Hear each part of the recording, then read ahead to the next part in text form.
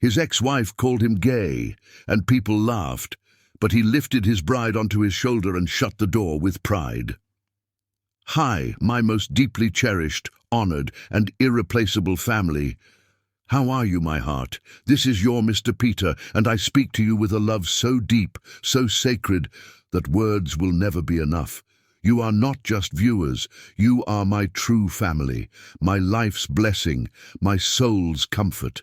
My beautiful queens, my noble kings, my precious daughters and sons, you are the reason I smile, the strength behind every word I speak, the love that carries me through every storm. I thank God for you every single day." A prayer, so loving it wraps around your soul. May your heart feel loved in every moment, your spirit rest in calm waters, and your days bloom with beauty and peace. I pray that every burden be lifted gently from your shoulders, every tear be turned into a testimony of joy. May your home be filled with laughter, your nights with restful sleep, and your path with golden light. May angels walk beside you, guiding your steps with grace. You are treasured, protected, and deeply, endlessly loved. Thank you, my beautiful family, for your pure hearts and unwavering love. Can we reach 1,000 likes on this video, my precious ones? Let's show the world the unshakable love we share. Please like, comment, and share, because this is more than a channel. This is sacred. This is family. Let's begin with all the honor, love, and light in my heart, my beloved, beautiful family. The string quartet's melody floated through St. Augustine Cathedral as Gracie Smith stood at the altar, her mahogany skin luminous against ivory silk. Her eyes found Sam Evans, drinking in the sight of her soon-to-be husband in his perfectly tailored tuxedo. The hunger in his gaze made her pulse race, not merely desire, but recognition. Soul calling to soul. "Dearly beloved," the minister began, his voice resonating through the vaulted space, "we gather today to witness the union of Samuel James Evans and Grace Michelle Smith in holy matrimony." Gracie's heart thundered. After everything they'd endured, Sam's wounds from a marriage built on lies, the careful walls he'd constructed, they stood here together. She squeezed his hands, feeling the slight tremor. His green eyes shimmered with unshed tears. If anyone has just cause why these two should not be joined, speak now or forever. Hold your peace. The cathedral doors exploded inward with a thunderous crash. "I object." Every head turned. Pam Rhodes strutted down the aisle in blood-red silk that clung to her surgically enhanced figure. Her bleached waves had been styled to perfection. This entrance was choreographed. "Sam prefers men," she shrieked, her voice echoing off the vaulted ceiling. "This wedding is a sham." Gasps rippled through the congregation. The color drained from Sam's face, his hands going slack in Gracie's grip. "You can't marry her, Sam," Pam continued, reaching into her designer clutch. "Not when I have evidence of your secret life." She connected her phone to the church's sound system with practiced ease. Within seconds, a man's voice filled the cathedral. "Yeah, Sam Evans and I were lovers for 2 years. He paid me to keep quiet. That marriage to Pam was just for show, and now he's doing it again with this poor girl." Gracie felt Sam sway beside her. His parents in the front row looked mortified. Her own family sat in shocked silence. "I have photographs too," Pam declared triumphantly, throwing printed pictures into the air like confetti. They scattered across. The altar steps doctored images of Sam in compromising positions with various men. Nervous laughter bubbled up from some guests. Others whispered behind their hands. Someone in the back actually applauded Pam's performance. "No," Sam whispered, his voice breaking. "It's not true. Gracie, I swear."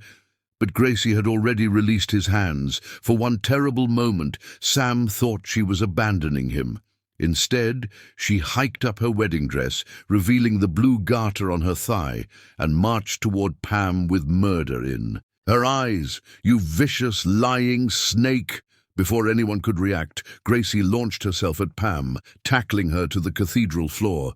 They rolled across the marble in a tangle of red and white silk, Gracie's veil tearing as Pam grabbed her hair. "Get off me, you gold-digging whore," Pam screeched. "I'll show you who's the whore." Gracie wrapped the torn veil around Pam's throat, not tight enough to truly choke, but enough to make her point.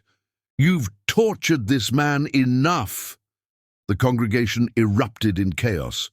Phones appeared, recording the fight. The minister stood frozen at the altar. Sam finally snapped from his shock and rushed forward. "Gracie, love, no!" He pulled her off Pam, his strong arms wrapping around Gracie's waist. She fought against him momentarily, her chest heaving with rage. "Let me go, Sam. Let me end her." Then she saw his face, the devastation, the humiliation, the raw pain in his eyes. Her anger transformed into something else entirely. She grabbed his face between her hands and kissed him with such fierce passion that several guests gasped audibly. When she pulled back, her lipstick stained his mouth. "You're mine," she declared, loud enough for everyone to hear. "Every single inch of you belongs to me, and I'll prove it tonight." Without warning, Sam bent down and threw Gracie over his shoulder like a warrior claiming his prize. Her dress rode up, exposing her legs to mid-thigh. Someone's grandmother fainted. "This ceremony is over," Sam announced, his voice carrying a dark edge none had heard before. "But make no mistake, this woman is my wife in every way that matters." He strode down the aisle with Gracie over his shoulder, her hands gripping his jacket. Behind them, Pam scrambled to her feet, screaming obscenities. The guests sat in stunned silence, unsure whether to applaud or call the police. In the limo, Sam's control shattered. He pulled Gracie onto his lap, his hands tangling in what remained of her elaborate updo. "I'm sorry," he breathed against her neck. "God, Gracie, I'm so fucking sorry." She silenced him with another searing kiss, grinding against him through layers of silk and satin. "Don't apologize. Don't you dare apologize for that psycho's lies."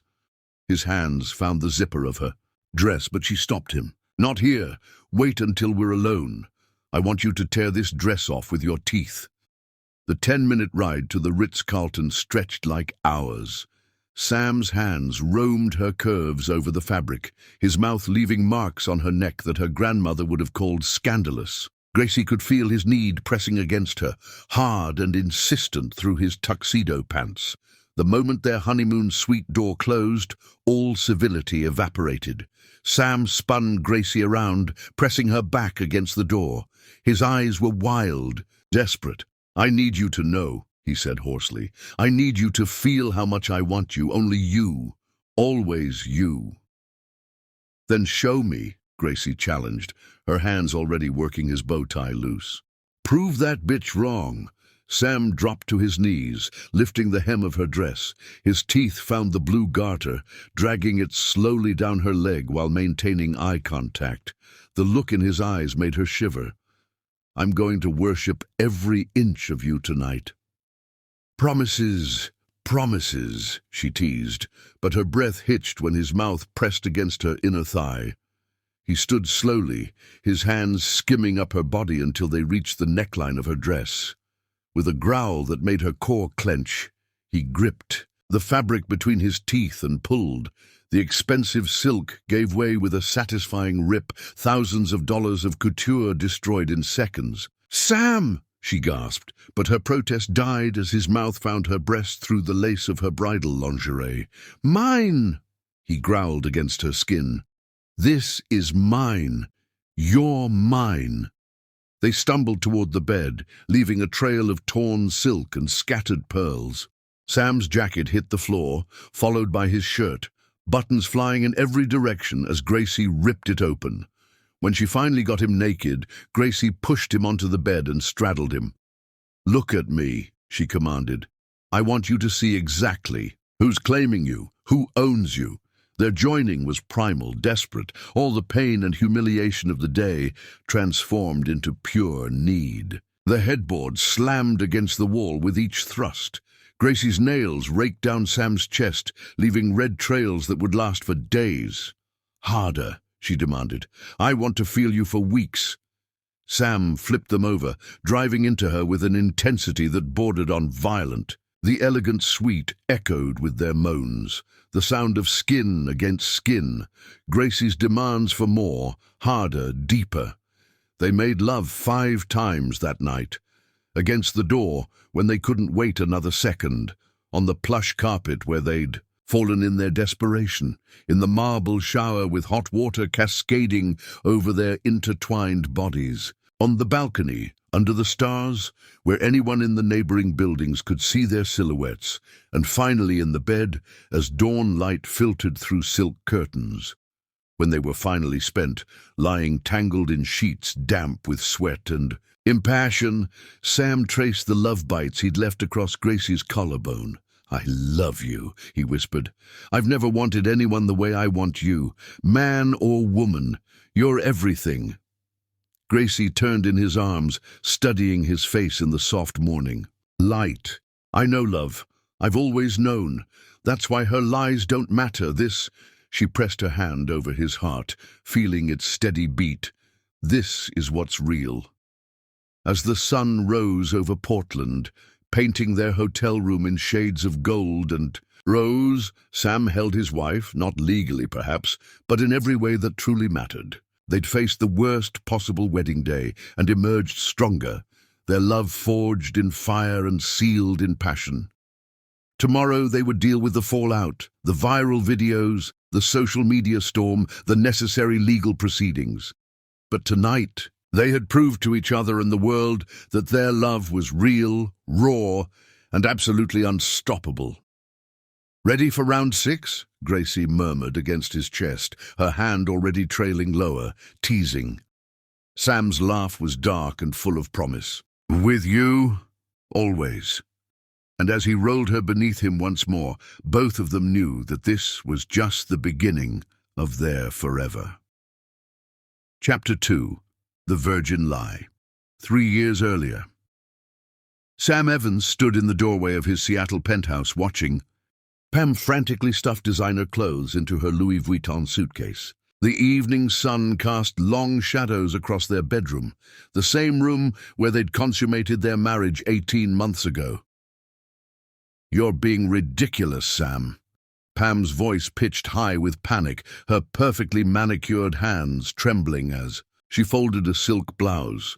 "Those videos are deep fakes. My ex-boyfriend is trying to destroy us." Sam held up the USB drive he'd discovered hidden in her jewelry box, right behind the Tiffany earrings he'd given her for their anniversary. "Deep fakes, really? Then explain the metadata showing these files were created 2 years before we met. Explain the butterfly tattoo on your hip, the one you had removed just before our wedding." The color drained from Pam's face. She'd forgotten about that tattoo. "I can explain." "Can you explain this too?" Sam pulled out a medical report from his jacket. "Your gynecologist's records from 3 years ago, the ones documenting your IUD insertion. Strange thing for a virgin to need, don't you think?" The memory of their wedding night flooded back. Her trembling performance, the theatrical gasp of pain, the blood on the sheets. She'd even cried, whispering, "I saved myself for you." "Sam, please, do you know what the sick part is?" He moved into the room, his 6'2" frame casting a shadow over her petite form. "It's not even the sex that disgusts me. It's the calculation, the elaborate lie. You made me feel like a monster that night.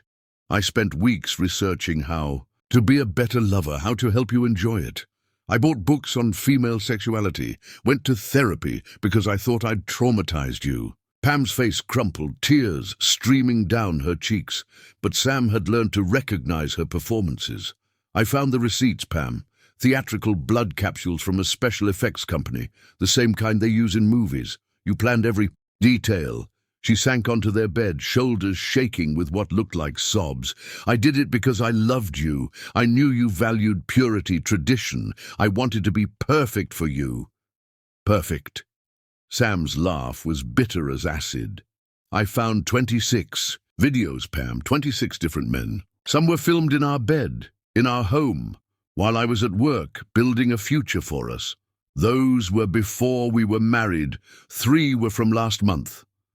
Silence fell like a hammer blow.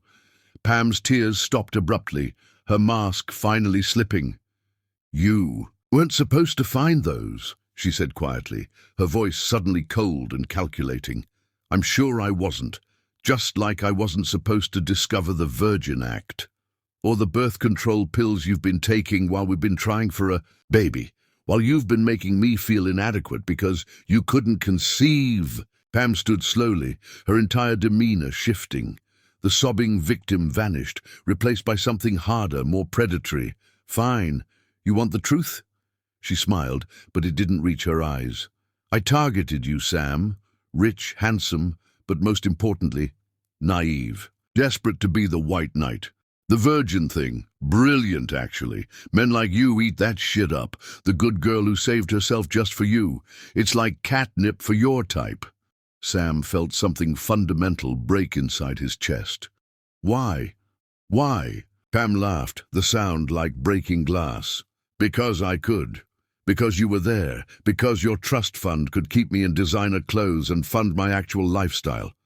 The one where I fuck whoever I want, whenever I want. She moved closer, her signature perfume, the one he'd bought her for their anniversary, making him nauseous.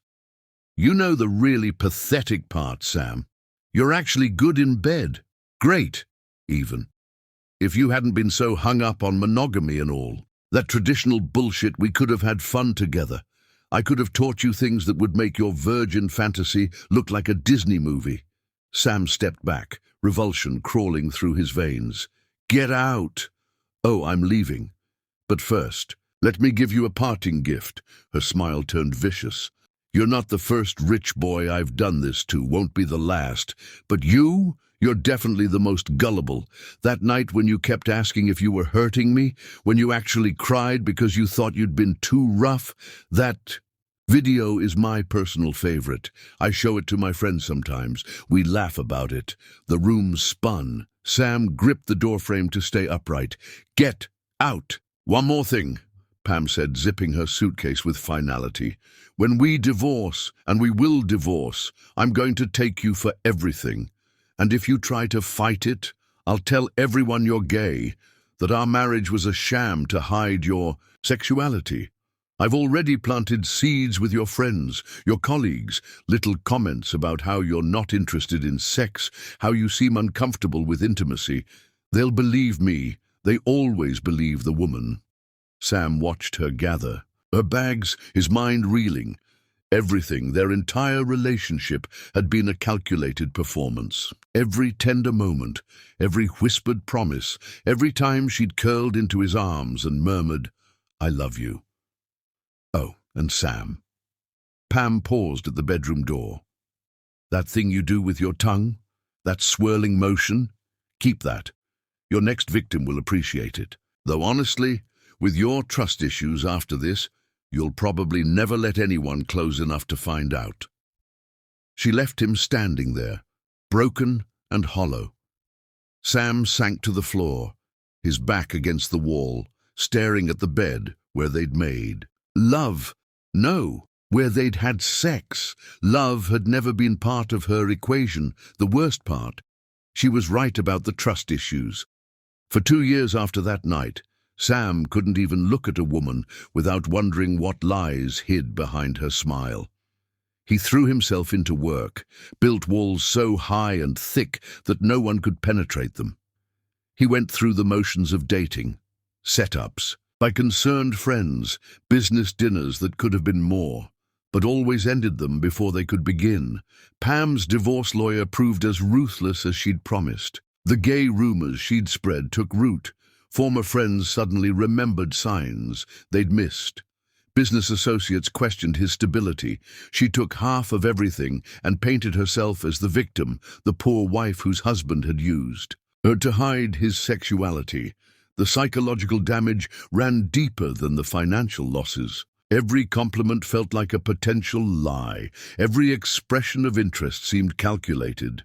Sam found himself questioning not just others' motives, but his own instincts. How had he been so blind? How had he missed every warning sign? He moved to Portland to start fresh, but the wounds followed. Therapy helped him function, but couldn't restore his faith in love. Dr. Martinez, his therapist, had told him, "Trust isn't about never being fooled, Sam. It's about being willing to risk being fooled for the chance at something real." But how could he risk it? How could he ever believe in pure intentions again? It took another year before Sam even attempted to date. Sarah from accounting seemed sweet, genuine. On their third date, when she mentioned she'd been raised in a conservative family and wanted to take things slow, Sam had a panic attack in the restaurant bathroom. All he could see was Pam's calculated performance, the fake tears, the theatrical virginity. He ended things with Sarah that night. Couldn't risk it, couldn't go through that devastation again. The virgin lie hadn't merely broken his heart or emptied his bank account. It had shattered his ability to trust, to believe in innocence or genuine emotion. Every tear could be manufactured. Every hesitation could be calculated. Every declaration of love could be a trap. Sam Evans, successful businessman, attractive and wealthy, became Portland's most eligible bachelor who wouldn't let anyone pass the first date. The man who had everything except the ability to believe in love. Until a rainy Tuesday when he ducked into an art gallery to escape a downpour and saw a woman with natural hair and paint-stained fingers teaching a group of children how to see. Beauty in broken things. Gracie Smith would change everything. But first, Sam would have to decide if he could risk believing one more time. Pam's calculated deception had nearly destroyed him. The question was, could the truth finally set him free? Chapter 3. Studio Seduction. Present day, 3 months. Before the wedding, rain hammered against the warehouse windows as Sam Evans pushed through the heavy metal door, water dripping from his overcoat. He'd been walking aimlessly through Portland's Pearl District, trying to clear his head after another failed attempt at connection. Coffee with Jennifer from the MBA program that had ended with him making excuses after 20 minutes. "Damn rain," he muttered, shaking off his umbrella. He ducked into the first open door, some kind of art space, judging by the exposed brick walls and the unmistakable scent of oil paint mixed with turpentine. "Classes are upstairs, sugar," a gravelly voice called out. An elderly security guard pointed toward a freight elevator. "Life drawing's already started, but Gracie won't mind if you slip in quietly." Sam started to explain he wasn't here for a class, but thunder crashed outside, rattling the windows. The guard had already returned to his crossword puzzle. With a shrug, Sam headed for the elevator. He'd wait out the storm, then leave. The elevator opened onto a vast studio space bathed in warm light. Easels were arranged in a semicircle, maybe. 15 people sketching intently. Classical music played softly, Debussy's Clair de Lune, Sam recognized. He moved to step back into the elevator when he saw her. In the center of the circle, on a raised platform, draped with burgundy velvet, reclined the most striking woman Sam had ever seen. She lay on her side, completely nude, her rich brown skin glowing under the carefully arranged lights. Her natural hair formed a halo around her face, and her eyes were closed in serene concentration. Sam couldn't breathe, couldn't move, could only stare. She wasn't just beautiful, though God, she was that. It was the way she owned her space, the confidence in her pose, the way the light played across the curves of her body like she'd been painted by a master's hand. One leg was bent, the other extended, creating lines that were both elegant and sensual. Her breasts rose and fell with steady breaths, and a small smile played at the corners of her full lips. "You planning to stand there all day, or you gonna draw?" Sam jumped. A middle-aged woman at the nearest easel was looking at him with amusement. I don't have supplies. Gracie keeps extras for drop-ins. That cabinet over there. She gestured with her charcoal. Better hurry. She only holds each pose for 20 minutes. Before he knew what he was doing, Sam found himself grabbing a sketch pad and charcoal, settling at an empty easel. His hands shook as he made the first tentative marks on paper. He'd never drawn anything in his life beyond boardroom diagrams. But something about this moment, this woman, compelled him to try, to capture even a fraction of what he was seeing. "Time," a melodious voice announced. Sam looked up to see the model, Gracie, stretching like a cat, completely unself-conscious about her nudity. She reached for a silk robe, and Sam felt an absurd sense of loss as she covered herself. "Let's take 15, Gracie announced to the class. "And remember, we're exploring light and shadow today. Don't get caught up in details. Feel the form." She moved through the room, looking at each student's work, offering gentle corrections and encouragement. Sam tried to cover his pathetic attempt at drawing, but she was already at his easel. "First time sketching?" she asked, her voice warm with humor rather than judgment. "I wasn't planning to." The rain drove me inside. She studied his sketch, a mess of harsh lines and aggressive smudges. "You're fighting the charcoal. Art isn't combat. It's surrender." She stood close enough that he could smell her, cocoa butter and something floral. Her robe had slipped slightly off one shoulder. Sam forced his eyes to stay on his sketch pad. "Here."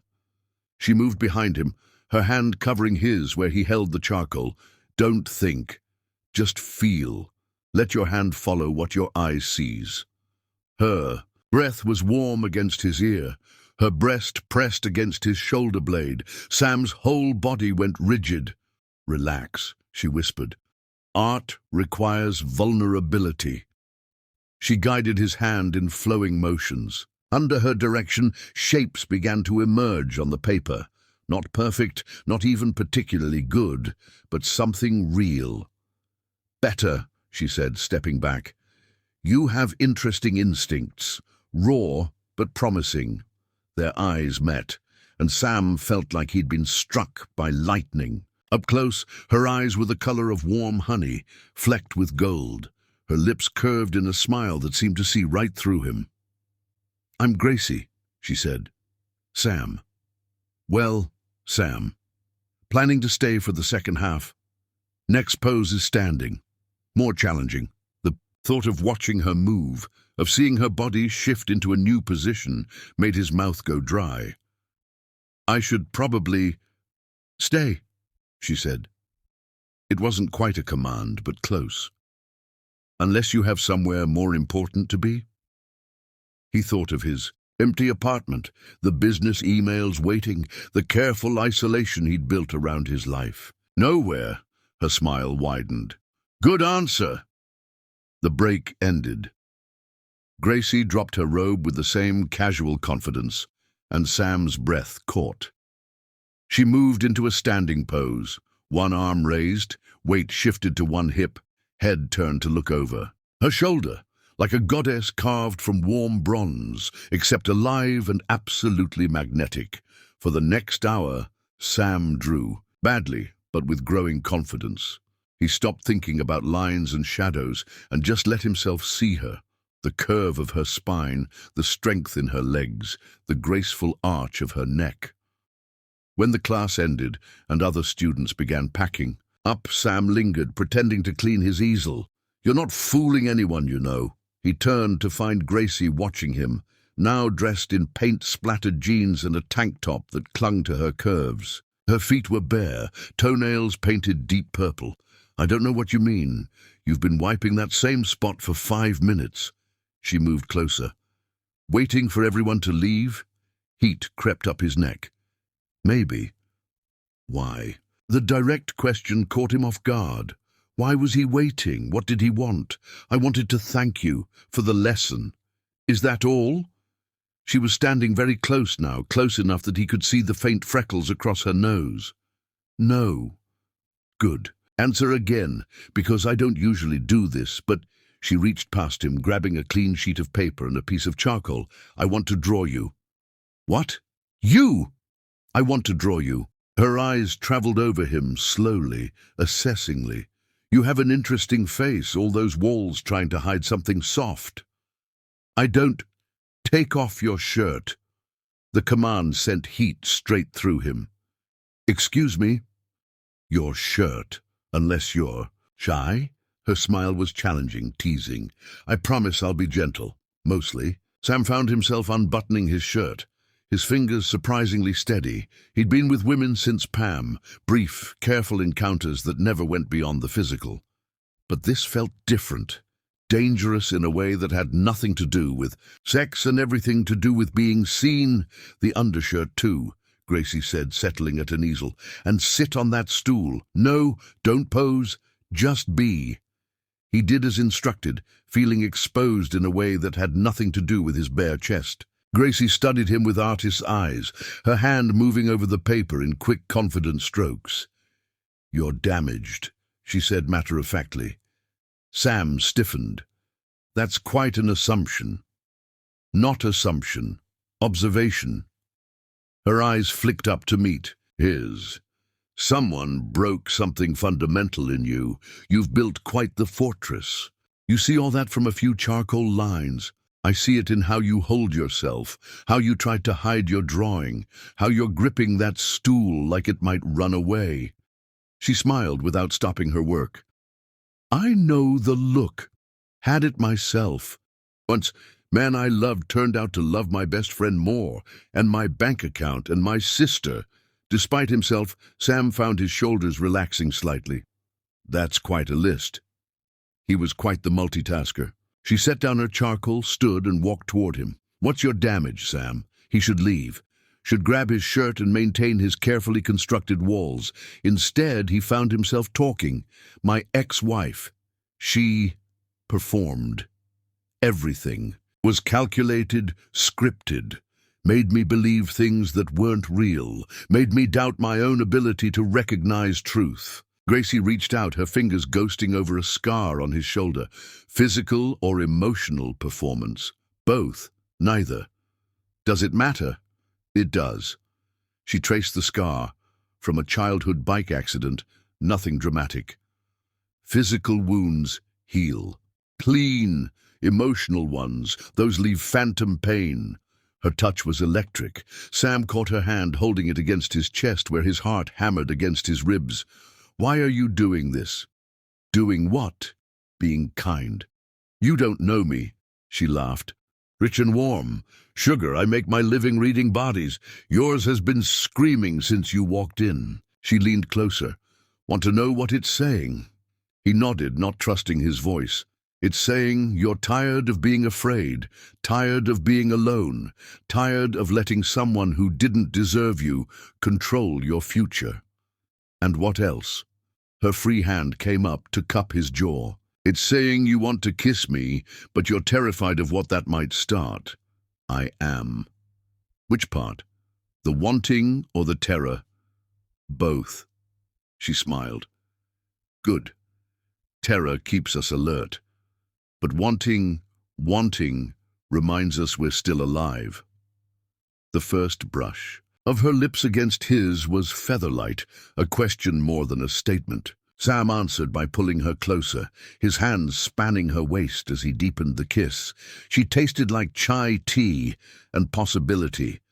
Her body pressed against his, soft and warm and real in a way nothing had felt real in years.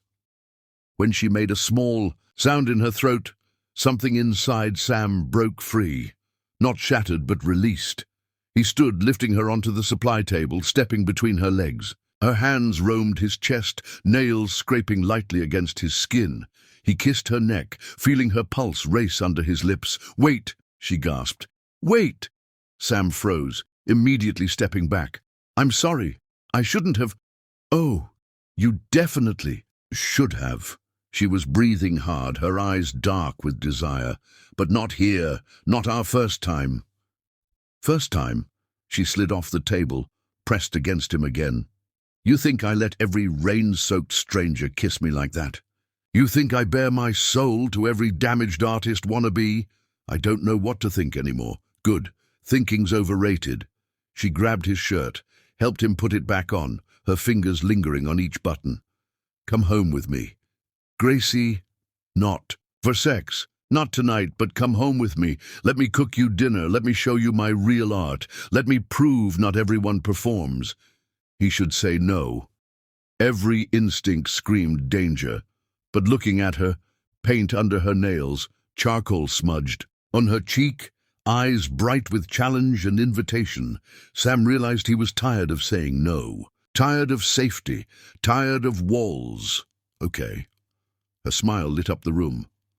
Okay. She kissed him again, quick and fierce, then grabbed his hand. Come on, before you change your mind. As she led him toward the elevator, past canvases splashed with vibrant life, Sam felt something shift inside him. Not healing, not yet, but maybe the beginning of believing it was possible. For the record, Gracie said as the elevator descended, you're a terrible artist. The worst, he agreed, but you've got good hands. We can work with that. Her grin was wicked, full of promise, and for the first time in years, Sam found himself looking forward to tomorrow. The rain had stopped by the time they reached the street. The city smelled clean, washed new. Gracie's hand in his felt like a lifeline, pulling him from the depths of his self-imposed exile. My place is just a few blocks, she said.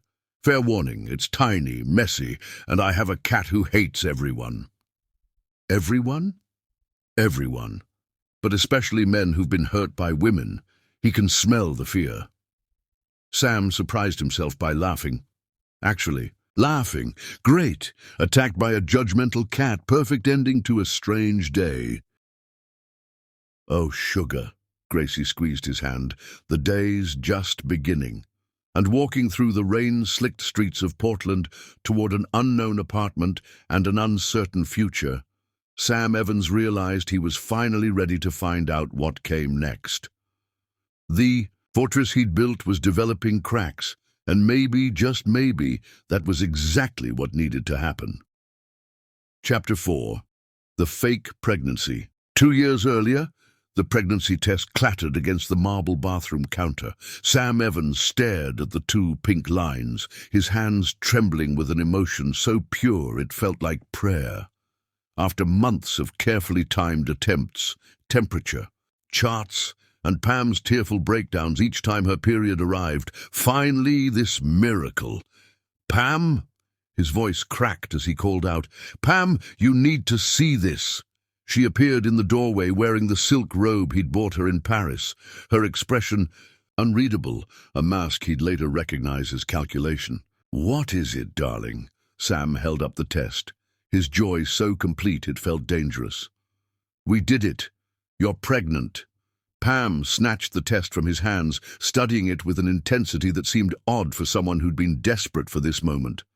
Then her face crumpled and she sank to the cold bathroom floor, sobbing. Oh, God, she wailed. It's really happening. Sam knelt beside her, pulling her against his chest. Hey, sweetheart, these are happy tears, right? This is what we've been praying for. I'm scared, she whispered, her tears soaking his shirt. What if something goes wrong? What if I lose it? Nothing will go wrong. He kissed her forehead, breathing in her vanilla-scented hair. I'll take care of you, both of you. Promise. She looked up at him with swimming eyes. You'll be there for everything? Every appointment, every moment? Every single one, Sam avowed, meaning it with his whole heart. Over the next 7 months, Sam transformed into an expectant father with the devotion of a convert. He read every pregnancy book, memorized developmental milestones, and documented each ultrasound with reverent attention. When Pam announced they were having twins, 2 boys, he actually wept with joy. Her belly grew with textbook precision. She developed the characteristic waddle, complained about swollen ankles, and sent him out at midnight for pickles and ice cream. Sam rubbed her feet every evening, talked to her stomach for hours, played Mozart against her belly because he'd read it was good for fetal brain development. They're active tonight, Pam would say, shifting on the couch. Feel. But somehow, every time Sam placed his hand on her stomach, the movement stopped. Performance anxiety, she'd joke. "They're already taking after their shy daddy." She wouldn't let him make love to her anymore, not once the pregnancy was confirmed. "Doctor's orders," she insisted, pulling away when he tried to touch her. "Twins are high risk. We can't take any chances." Sam accepted it, though his body ached for her. He channeled his energy into the nursery, painting the walls soft blue, assembling two of everything: cribs, changing tables, bouncy seats. He spent weekends at baby stores, touching tiny clothes with wonder. The baby shower was Pam's masterpiece. The country club ballroom overflowed with blue balloons and silver streamers.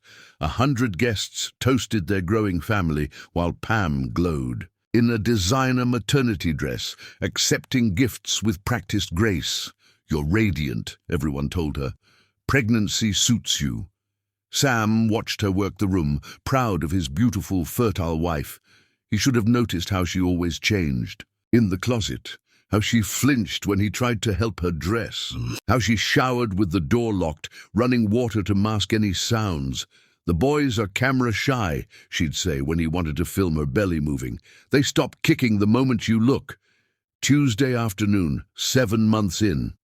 Sam came home early, with a surprise: the antique rocking chair that had been in his family for generations, newly restored. He imagined rocking his sons to sleep, telling them stories about their great-grandfather who'd built the chair with his own hands. Water ran in the master bathroom. Through the door, he heard Pam singing softly, a lullaby for their boys. He smiled, imagining her in the tub, belly rising from the bubbles like an island of promise. Maybe he'd join her, wash her hair the way she used to love. He opened the door without knocking. Pam stood in the shower, her back to him, her gloriously flat back, her unpregnant waist, her slender hips. On the counter sat what looked like a deflated balloon, if balloons were made of medical-grade silicone and cost $2,000. "Pam," she spun around, her hands flying to cover her empty belly. For a moment, time stopped. Water ran down her unchanged body while his world tilted off. "It's access. I can explain," she whispered, reaching for a towel. "You're not—" The words wouldn't form. Couldn't form. "Please, just listen. 7 months. His voice sounded strange, distant. 7 fucking months of lies. He stumbled to the counter, picking up the prosthetic belly. It was sophisticated. Straps, padding, even a realistic navel. The inside was warm from her body heat. "The ultrasounds," he said numbly. "I saw our sons, heard their heartbeats." Pam wrapped herself in a towel, her performance shifting into damage control. "Those were real ultrasounds, downloaded from medical sites. I played heartbeat sounds from my phone during the appointments. The doctor, she was never actually there, Sam. You always waited in the lobby. I paid an actress." The room spun. Sam gripped the counter, staring at the obscene prop in his hands. "The nursery," he whispered. "The names we chose, Alexander and James, after our fathers. The shower. Everyone knows. Everyone thinks—" "I'll fix it," Pam said quickly. "I'll tell them I miscarried. Tragic loss of twins. People understand these. Things happen. Stop!" The word ripped from his throat. "Just stop talking. Sam, please. I did it for us. For you. You wanted children so badly and I couldn't. I'm infertile. Found out years ago. But I knew you'd leave if you knew, so I bought time, looked into adoption, surrogacy. You let me talk to them." His voice broke completely. "Every night I told them stories, promised them I'd teach them to play baseball, told them about the tree house I'd build. I was trying to make you happy by making me love children that never existed. I was going to fix it, find real babies somehow. Get out!" She fled the bathroom. Sam sank to the wet floor, still clutching the fake belly, his mind fracturing as the full scope of her deception hit him. The crib he'd assembled at 3 a.m. because he couldn't sleep from excitement. The tiny Yankees caps he'd bought, one for each boy. The college funds he'd started, his mother's delighted tears when he'd told her she'd have grandsons. None of it real, all of it performance. He found more evidence over the next hours. The prenatal vitamins were just regular supplements, the pregnancy books she'd annotated with fake symptoms.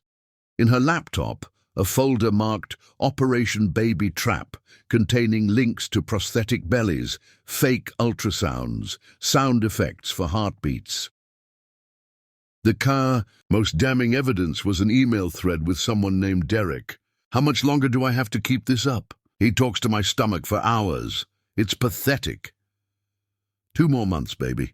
Then tragic miscarriage, consolation period, and hello divorce settlement. Just remember to seem devastated. The fucker bought 2 of everything. Do you know how many baby gifts I'll have to return? Your performance is Oscar-worthy.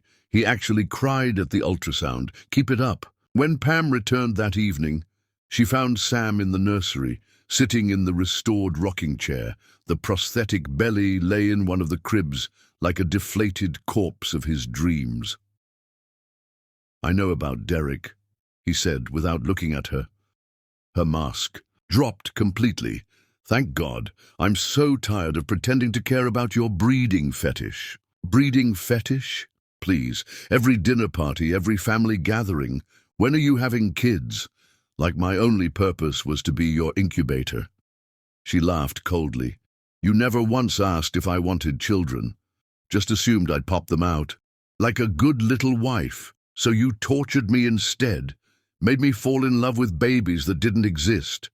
"Fall in love? You fell in love with the idea, with playing super daddy, with continuing the precious Evans bloodline." She examined her. Manicure with studied indifference.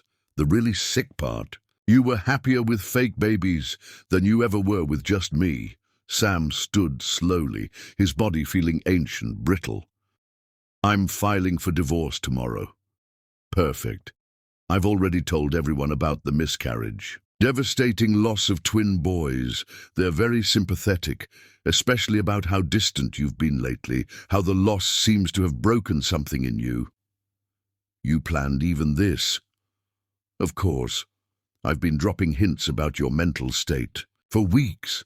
How you talk to the babies for hours, how obsessed you've become, when I sadly share that you might be having a breakdown, that you can't accept the loss. Well, people will understand why I need to leave, for my own mental health." The cruelty was breathtaking. She'd planned his destruction down to the last detail.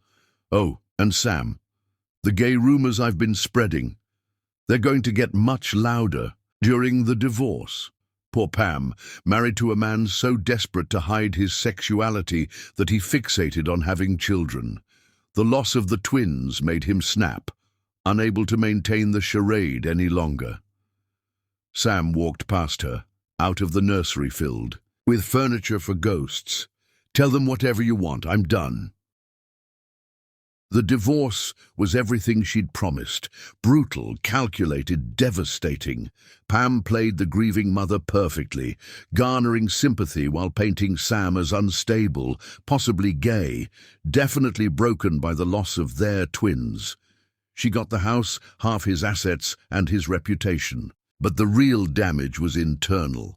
Sam found he couldn't walk past baby stores without feeling physically ill, couldn't see pregnant women without wondering if they were real. The ability to trust, to believe in miracles, died in that nursery, full of empty cribs.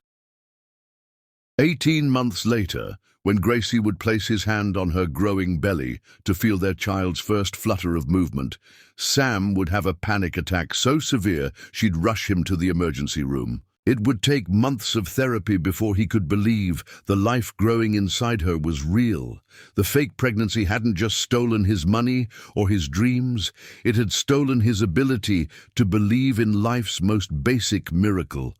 Until Gracie showed him that real love didn't need props or performances. That truth, however messy, was always better than the prettiest lie. But first, he had to learn to trust again. And that journey was just beginning to seem possible.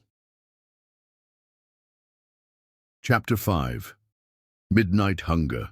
Present day, 1 month before the wedding. The grandfather clock in Gracie's parents' foyer chimed 11. As Sam shifted uncomfortably in his chair, pretending to focus on Mr. Smith's story about his Miles Davis vinyl collection. Across the dining room, Gracie laughed at something her sister whispered, the sound shooting straight to his groin. She caught his eye, deliberately running her tongue across her bottom lip, and Sam gripped his wineglass hard enough to whiten his knuckles. 3 hours. 3 torturous hours of playing the perfect couple at her family's monthly Sunday dinner. 3 hours of stolen glances, accidental touches, and Gracie's stockinged foot sliding up his calf under the table until he nearly moaned into his sweet potato pie. "More wine, Sam," Mrs. Smith offered, but Gracie stood abruptly. "Actually, Mama, we need to go. Early meeting tomorrow." She stretched, her blouse riding up to reveal a strip of smooth skin that made Sam's mouth water. "On a Monday?" Her mother frowned. "Gallery emergency," Gracie lied smoothly. "Life or death situation with a temperamental artist." In the car, the moment the doors closed, Gracie was on him. She climbed over the center console, straddling his lap in the driver's seat, her mouth hot and demanding on his. "Do you know," she gasped between kisses, "how badly I wanted to crawl under that table and take you in my mouth while Daddy talked about jazz?" Sam's hands gripped her hips, pulling her down against his hardness. "Your father was explaining bebop, and all I could think about was bending you over that dining table." She ground against him, making them both groan. "Drive, now, before I fuck you right here in your car in my parents' driveway." Sam had never driven so fast in his life. They made it 3 blocks before Gracie's hand was working his zipper. "Baby, I'm driving." "Then concentrate," she purred, freeing him from his pants. Her mouth was on him before he could protest, hot and wet and perfect. Sam white-knuckled the steering wheel, trying to keep the car steady as Gracie worked him with lips and tongue, taking him deep. At a red light, he tangled his fingers in her hair, guiding her rhythm until angry honks forced him to move. They didn't make it home. "Pull over!" Gracie demanded, lifting her head. Her lipstick was smeared, eyes wild with need. "Now!" Sam swerved into an empty office parking lot, barely getting the car in park before Gracie was climbing onto his lap. She'd worn a dress. She always did on family dinner nights, knowing what it did to him. No panties, he discovered as she positioned herself above him. Someone could see. "Let them watch," she growled, sinking onto him in one fluid motion. "Let them see how I claim you." The car rocked with their movements, windows fogging. Gracie rode him hard and fast, her breasts bouncing as she moved. Sam pulled down her neckline, capturing a nipple in his mouth, making her cry out. "That's it," he growled against her skin. "Take what you need." She shattered around him with a scream that probably woke the whole neighborhood, her inner muscles clenching so tight, Sam followed immediately, spilling deep inside her with a groan that seemed to come from his soul. "We're animals," she laughed breathlessly, collapsed against his chest. "Your fault," Sam accused, nipping at her neck. "That thing with your foot during dessert? You loved every second." "I love you," he corrected, still buried inside her. They managed to make it home, but barely through the door before Sam had her pressed against the wall, dropping to his knees to taste their combined flavors on his tongue. Gracie's legs trembled. As he devoured her, her fingers tangled in his hair. "Bed," she gasped, as he found that spot that made her see stars. "Need you in our bed." They left a trail of clothes down the hallway, his shirt, her dress, underwear scattered like breadcrumbs. In the bedroom, Sam laid her out like a feast, kissing every inch he could reach while she writhed beneath him. "How do you do this to me?" Sam wondered aloud, sliding into her again with a groan. "We just had each other, and I'm already desperate for more." "Same way you do it to me," she moaned, wrapping her legs around his waist to pull him deeper. "Like I'll die if I don't. Have you inside me." They made love for hours, switching positions whenever one of them got close to the edge, drawing out the pleasure until they were both trembling with need. against the shower wall with hot water cascading over their joined bodies. Bent over, the bathroom counter, Gracie watching their reflection as Sam took her from behind. Back in bed with Gracie on top, controlling the pace until Sam flipped them, driving into her with single-minded intensity. "Can't get enough," Sam confessed later, his body covered in nail marks and love bites. "I think about you constantly. In meetings, I'm planning exactly how I'll take you when I get home." Gracie turned to face him, eyes soft despite the lingering heat. "Remember that second date, when you were still so careful, so controlled?" Sam laughed, trailing his fingers down her spine. "And you straddled me in that restaurant booth? Kissed me until the manager threatened to call the police? You were terrified of wanting me too much." She traced patterns on his chest. "Scared of losing control." "Terrified," he admitted, "of you, of how you made me feel, of how much I needed you already. And now—" Sam rolled her beneath him again, settling between her thighs. "Now I'm addicted, completely, utterly dependent on you." "Good," she smiled, guiding him back inside her, "because I plan to keep you desperate for me forever." Their bodies moved together in perfect synchrony, years of exploration teaching them exactly where to touch, how to move to drive each other. Wild. Sam knew that pressing just there would make Gracie gasp. Gracie knew that scraping her nails down his back would make him thrust harder. "Sometimes," Gracie panted, her body climbing toward another peak, "I think our bodies were designed for each other, like puzzle pieces." "We were," Sam agreed, angling his hips to hit that spot that made her eyes roll back. "Every broken part of me fits perfectly into every broken part of you."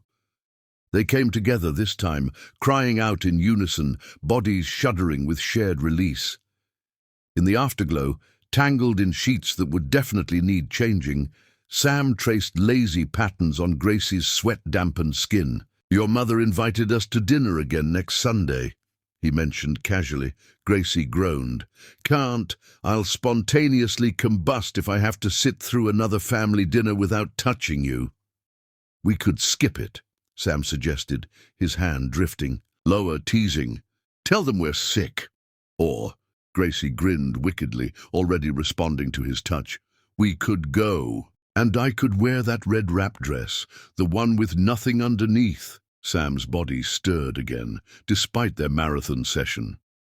"You're evil. You love it." "I love you," he corrected, pulling her on top of him. "Even if you're trying to kill me with sexual frustration." "Death by desire," Gracie mused, beginning to move again. "There are worse ways to go." As dawn light crept through their windows, they were still reaching for each other, bodies responding despite exhaustion. The world outside could wait. In here, in their bed, they'd created their own universe where nothing existed but skin and sweat and whispered promises. "Think we'll always be like this?" Gracie asked sleepily, her head on Sam's chest, listening to his heartbeat slow. "Like what?" "Desperate for each other. Like we'll die without it." Sam considered this, combing his fingers through her hair. After Pam, he'd thought he'd never want anyone again, never trust enough to let himself need. But Gracie had awakened something primal in him that went beyond mere desire. "Yes," he said finally, "when we're old and grey, I'll still want you like this. Still need to be inside you, taste you, feel you come apart in my arms." "Promise?" "I promise." As they drifted into exhausted sleep, bodies still intertwined, Sam marveled at the truth of it. His hunger for Gracie wasn't just physical, though God knew that burned hot enough to consume them both. It was spiritual, emotional, a recognition of finding his other half. And unlike the fake pregnancies and manufactured virgin acts of his past, this was real. This was true. This was forever. Outside their window, Portland woke to a Monday morning. But inside their bedroom, Sam and Gracie slept deeply, their bodies curved together even in dreams, hands reaching for each other instinctively. Tomorrow would bring wedding planning and family obligations and all the mundane realities of life. But tonight, this morning, they had each other. And that was everything. "Ready for round 7? Gracie murmured against his chest just as he was falling asleep. Sam's laugh rumbled through his chest. "Give me 10 minutes to recover, you insatiable woman." 5 minutes, she negotiated, her hand already working its magic. "And I'll do that thing with my tongue you like." "Deal," Sam groaned, his body already responding despite his exhaustion. "You're going to be the death of me." "But what a way to go," Gracie grinned, sliding down his body with wicked intent. And as the sun rose fully over Portland, painting their tangled bodies in golden light, Sam Evans knew with absolute certainty that he'd never get enough of this woman, never stop needing her, never stop drowning in the hunger they created together. Forever wasn't long enough, but it was a good start. Chapter 6. The Sex Tape. 2 weeks before the wedding, the cream-colored invitation arrived on Thursday morning, heavy cardstock with gold embossing. "The Portland Business Alliance requests your presence at the annual charity gala." Sam tossed it aside, more interested in watching Gracie move around their bedroom, wearing nothing but his shirt from last night. "We should go," she said, catching his dismissive gesture. "Show off your stunning fiancé before the wedding. Let everyone see what they'll be missing." "I'd rather keep you all to myself," Sam growled, pulling her back into bed, his hands already sliding under the shirt to find warm skin. "Behave," she laughed, but her protest died as his fingers found their target. "Ooh, maybe we can be a little late." 2 hours later, slightly disheveled but glowing, they finally made it to the kitchen for coffee. "We're definitely going to that gala," Gracie declared, stealing Sam's toast. "I have the perfect dress. You won't be able to keep your hands off me." "I already can't keep my hands off you," Sam pointed out, proving it by pulling her onto his lap. Saturday night arrived too quickly. Sam adjusted his bow tie for the 10th time, waiting for Gracie to finish getting ready. When she emerged from the bathroom, his breath stopped. The emerald green gown hugged every curve before falling in a dramatic sweep to the floor. The neckline plunged dangerously, held together by delicate gold chains that left her back completely bare. Her skin seemed to glow against the jewel tone, and she'd styled her hair in an elegant updo that exposed the graceful line of her neck. "Jesus Christ," Sam breathed. Gracie's smile was pure satisfaction. "Worth the wait." "We're not going," he decided, moving toward her. "We're staying here so I can peel you out of that dress with my teeth." "Later," she promised, dancing out of reach. "Right now I want to show you off. Let everyone see who got the prize." The gala was in full swing when they arrived, Portland's business elite mixing with local celebrities and politicians. Heads turned as they entered, conversations pausing. Sam felt a surge of pride as Gracie's hand rested on his arm. This magnificent woman had chosen him, loved him, saved him. They worked the room like the power couple they were becoming. Sam's business acumen paired with Gracie's artistic connections, creating new opportunities. She charmed everyone she met, her laugh infectious, her insights sharp. "Sam, there you are!" The familiar voice made Sam's shoulders tense.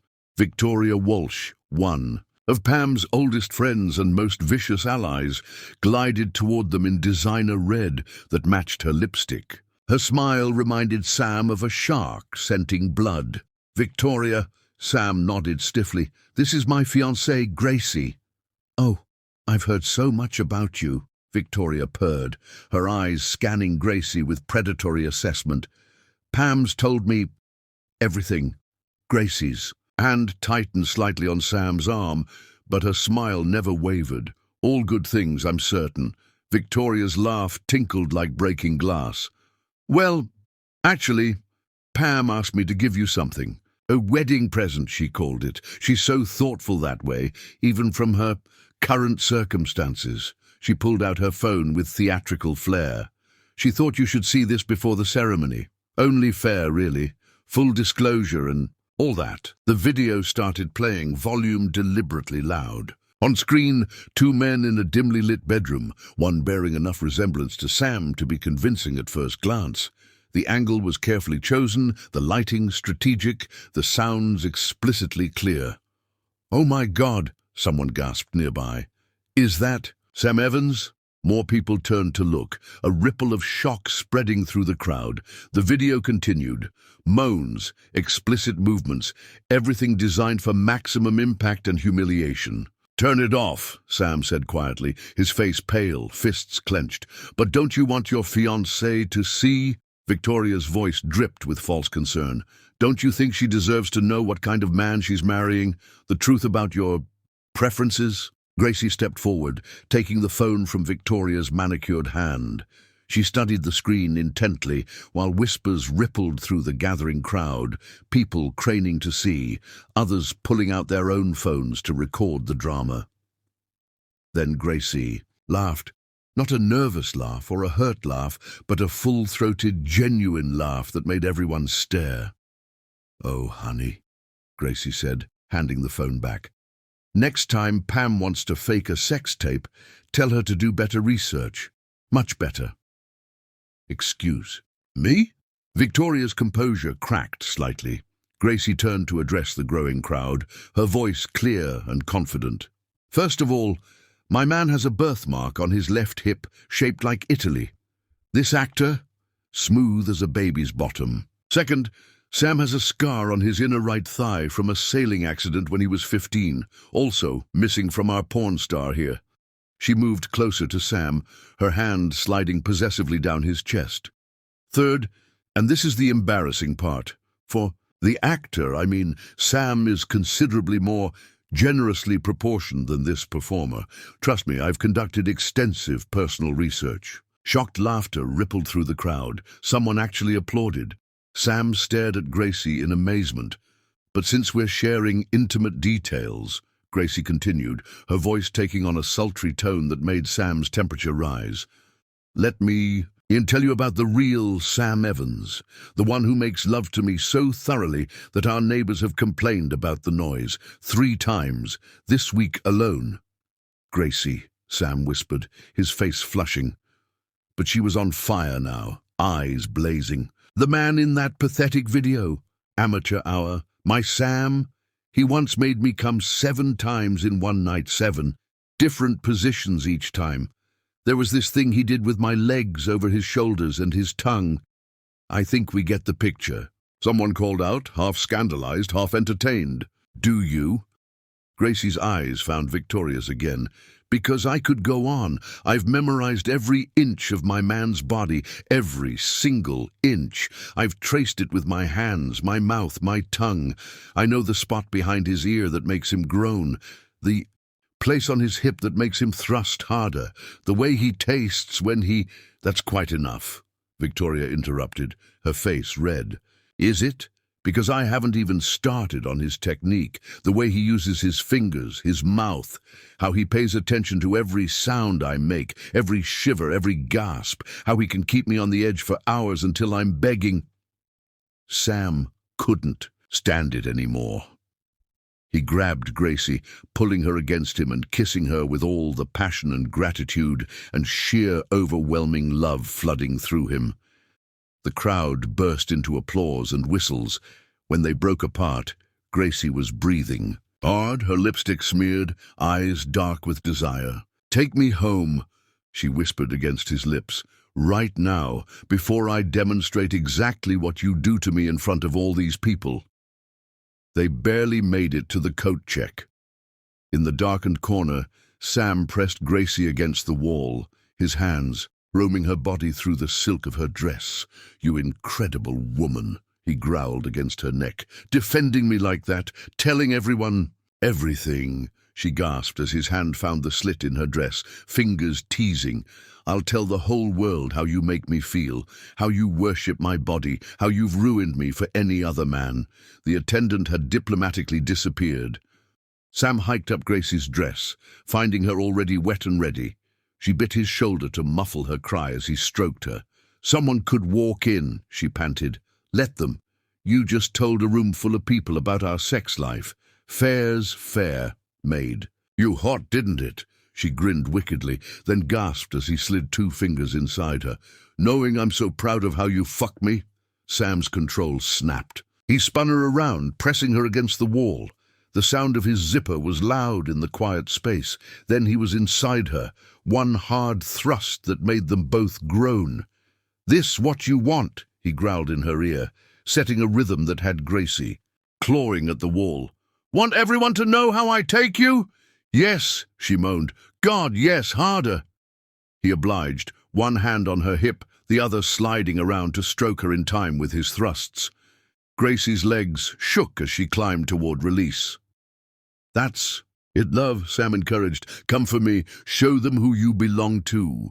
She shattered with a muffled scream, her body clenching around him so perfectly that Sam followed immediately, spilling inside her with a groan that echoed in the small space. They stood there panting, clothes askew, bodies still joined. Then Gracie started laughing. "We're terrible," she giggled, "fucking in the coat check like teenagers." "Your fault," Sam accused, kissing her neck as he slowly withdrew. "That speech you gave, Christ, Gracie, the whole room was imagining us in bed." "Good. Let them imagine. Let Victoria run back to Pam and report that I publicly claimed you, that I'm proud of you, that I know exactly what I have." They adjusted their clothes, trying to look presentable. In the car, Gracie's hand found his thigh, teasing. "That tape won't be the last thing she tries," she said softly. "I know." Sam covered her hand with his. "But with you beside me, let her try. We can handle anything." "Damn right we can." Gracie's smile was fierce. "Though I might have exaggerated. About the 7 times." "Did you?" "It was actually 8, but I didn't want to brag too much." Victoria looked like she might faint. Sam pulled into their driveway, his body already stirring again. "Want to try for 9? "Race you to the bedroom?" Gracie challenged, already opening her door. They tumbled through their front door, hands pulling at clothes, mouths hungry for each other. In their bedroom, Sam made good on his promise, worshipping every inch of Gracie's body until she was incoherent with pleasure. "I love you," he whispered against her skin. "Love how you defend me, protect me, fight for me with such passion." "Always," Gracie promised, pulling him up for a deep kiss. "You're mine to protect now, mine to defend, mine to love."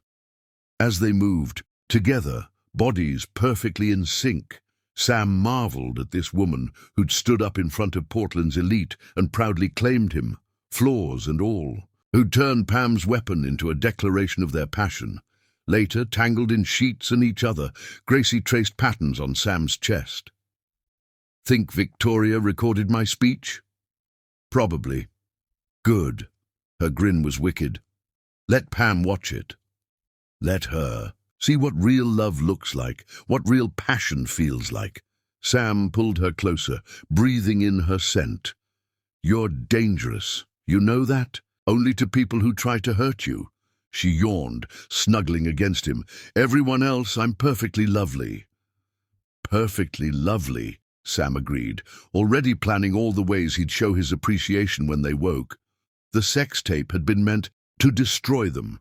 Instead, it had only proved what Sam already knew, that Gracie's love was fierce, protective, and absolutely unshakable. And that was worth more than any reputation or social standing. Let Pam keep trying. She'd never understand what she was up against. Real love, real passion, real trust, real everything. Chapter 7. Kidnapped. 1 week before the wedding. The morning started perfectly. Sam woke to Gracie tracing lazy patterns on his chest, sunlight, streaming through their bedroom windows, turning her skin to burnished gold. They made love slowly, savoring each touch, each kiss, with the awareness that in 7 days they'd finally be husband and wife. "I need to pick up my wedding dress," Gracie murmured against his shoulder afterward, still breathless. "Final fitting. Maria called yesterday to confirm." "Want me to come with you?" Sam asked, though he already knew the answer. She laughed, the sound rumbling through his chest. "And risk you seeing it? Not a chance. Some traditions are worth keeping." Sam watched her dress, admiring how she moved with unconscious grace. Even in simple jeans and a paint-stained t-shirt, she was the most beautiful thing he'd ever seen. "I'll be at the office," he said, pulling her back for one more kiss that quickly deepened into something more urgent. "Call me when you're done." "Always," she promised against his lips. "Now let me go before we end up back in bed and I miss my appointment." But she didn't call. By 2 p.m. Sam was concerned. By 3, worried. By 4, when the bridal shop confirmed she'd never arrived for her appointment, he was frantic. His phone rang, unknown number. "Gracie," he answered immediately, heart pounding. "Not quite," Pam's voice purred through the speaker, sending ice through his veins. "Though I do have something that belongs to you." Sam's legs nearly gave out. "What have you done? Where is she?" Such panic in your voice. It's touching, really. Almost makes me nostalgic for when you cared about me like that." Her laugh was bitter. "Want to see your precious fiancé?" His phone buzzed with an incoming video. The image made his blood freeze. Gracie tied to a metal chair in what looked like an abandoned warehouse, a gag in her mouth. Her eyes were fierce, defiant, but he could see the fear beneath. A bruise was already forming on her cheek. "You psychotic bitch." "Careful," Pam interrupted. "Words hurt, Sam, and right now I'm the only thing standing between Gracie and some very unpleasant men I've hired. Men with particular tastes. Men who appreciate a beautiful woman like your artist." They're quite eager to get started. Nausea rolled through Sam's stomach. "What do you want?" "You.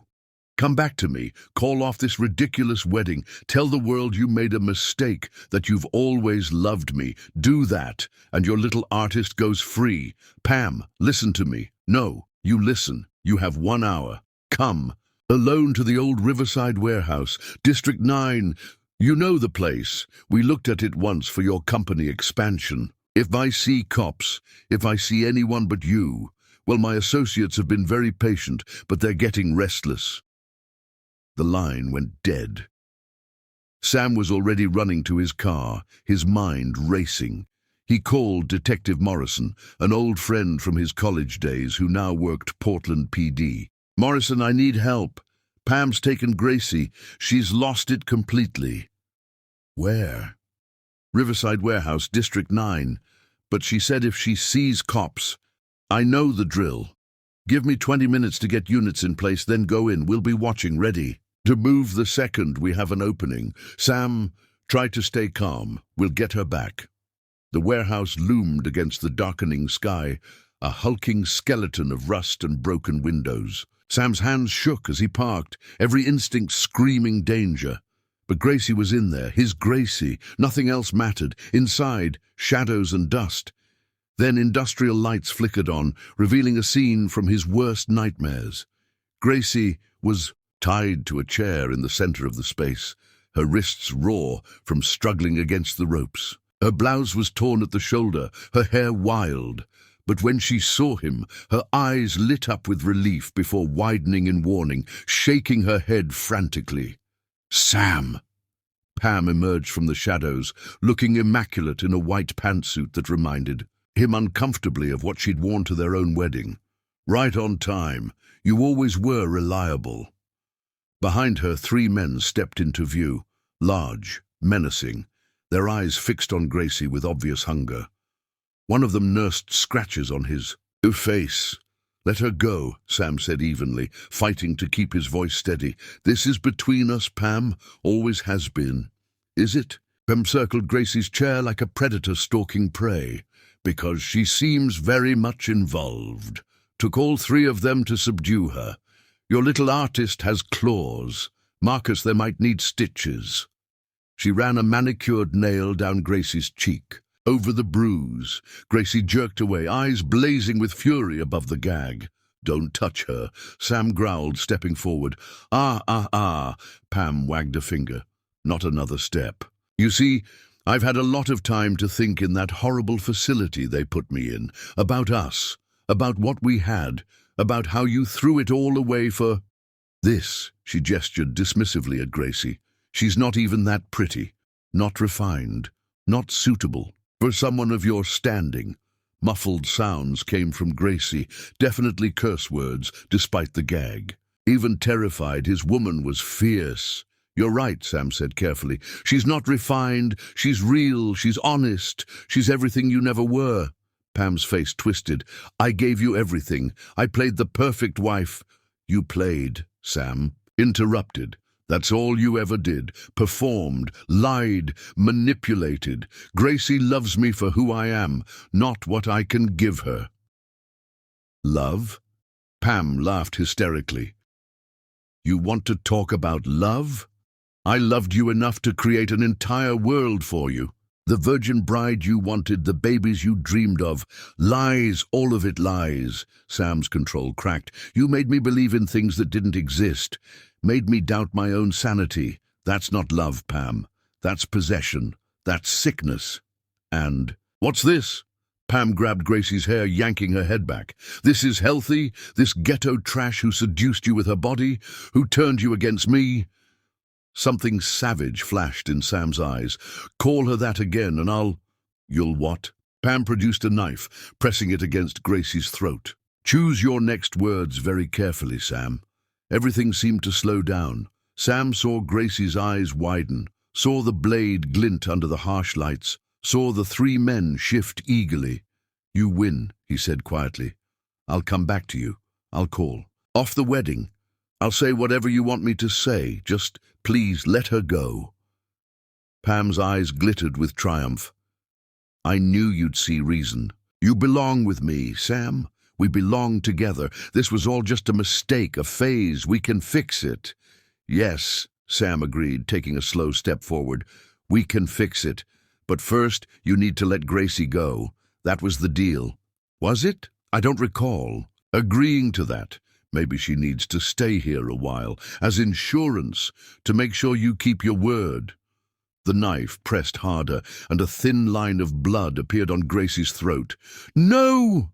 Sam lunged forward, but the men grabbed him, forcing him to his knees. "Poor Sam," Pam crooned, standing over him, "always trying to be the hero.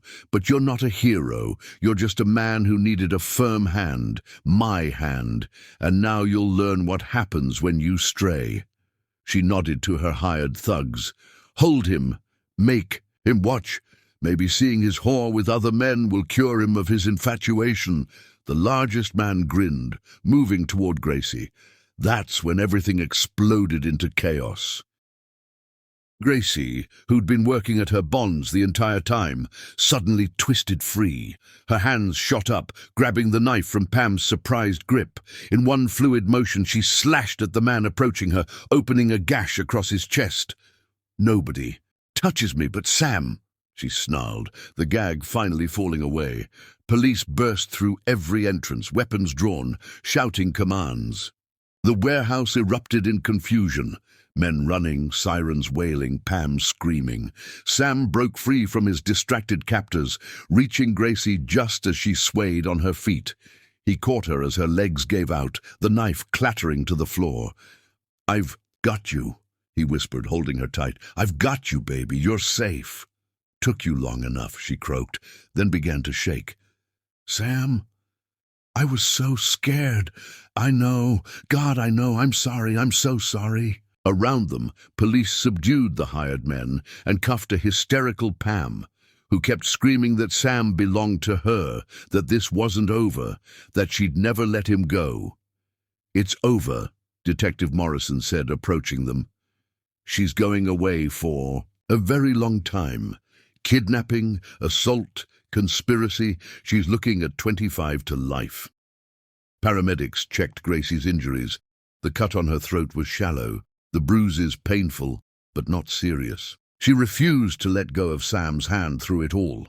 Later at the police station, Gracie gave her statement with remarkable composure. She described the abduction from the parking garage, the threats, Pam's increasingly unhinged behavior. I kept saying I'd stolen her life, Gracie told the detective, that Sam was just confused, that he'd come back to her once I was gone. She really believes he belongs to her, like property. Are you pressing charges? Every single one you can think of, Gracie said firmly. She needs help, serious help, but she also needs to face consequences, real consequences this time.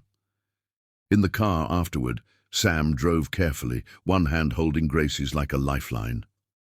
I thought I'd lost you, he admitted. When I saw that video, when I saw the knife at your throat, but you came for me, Gracie interrupted, without hesitation. You were willing to sacrifice yourself for me. Of course I was. I'd do anything. I know. She squeezed his hand. That's why we're getting married in 6 days, because we both know what we have is worth fighting for, worth dying for. Worth living for, Sam corrected, pulling into their driveway. Very much worth living for. Inside, they showered together, Sam gently washing away the day's trauma. His hands trembled as he cleaned the cut on her throat, checked each bruise and scrape. I'm okay, Gracie assured him, turning to face him under the spray. We're okay. He kissed her, it was desperate, needful. She responded with equal fervor, her body pressing against his. Need you, she whispered. Need to feel alive, need to know this is real. They made love in the shower, against the tiles, water streaming over their joined bodies. It wasn't gentle, it was affirmation, reclamation, a primal celebration of survival. Later, in bed, they held each other close. Think she's really done this time? Gracie asked quietly. She's facing life in prison. Yeah, she's done. Good. Gracie snuggled closer. Because we have a wedding in 6 days, and I refuse to let her drama overshadow our day. Nothing could overshadow you, Sam murmured, already half asleep. My brave, brilliant, beautiful warrior. Damn right, Gracie agreed. Now sleep. We have cake tasting tomorrow, and I plan to make you try every single flavor. As Sam drifted off, holding his future wife safe in his arms, he marveled at the journey that had brought them here. Through lies and manipulation, through kidnapping and violence, their love had not only survived but grown stronger. Pam had tried to break them with her final desperate act. Instead, she'd only proved what Sam already knew. Real love wasn't safe or predictable. It was fierce and protective and worth fighting for, and in 6 days, he'd pledged that love to Gracie in front of everyone who mattered. Let them all see what real love looked like, unbreakable, undeniable, unstoppable. Chapter 8. Hospital Confessions. 5 days before the wedding.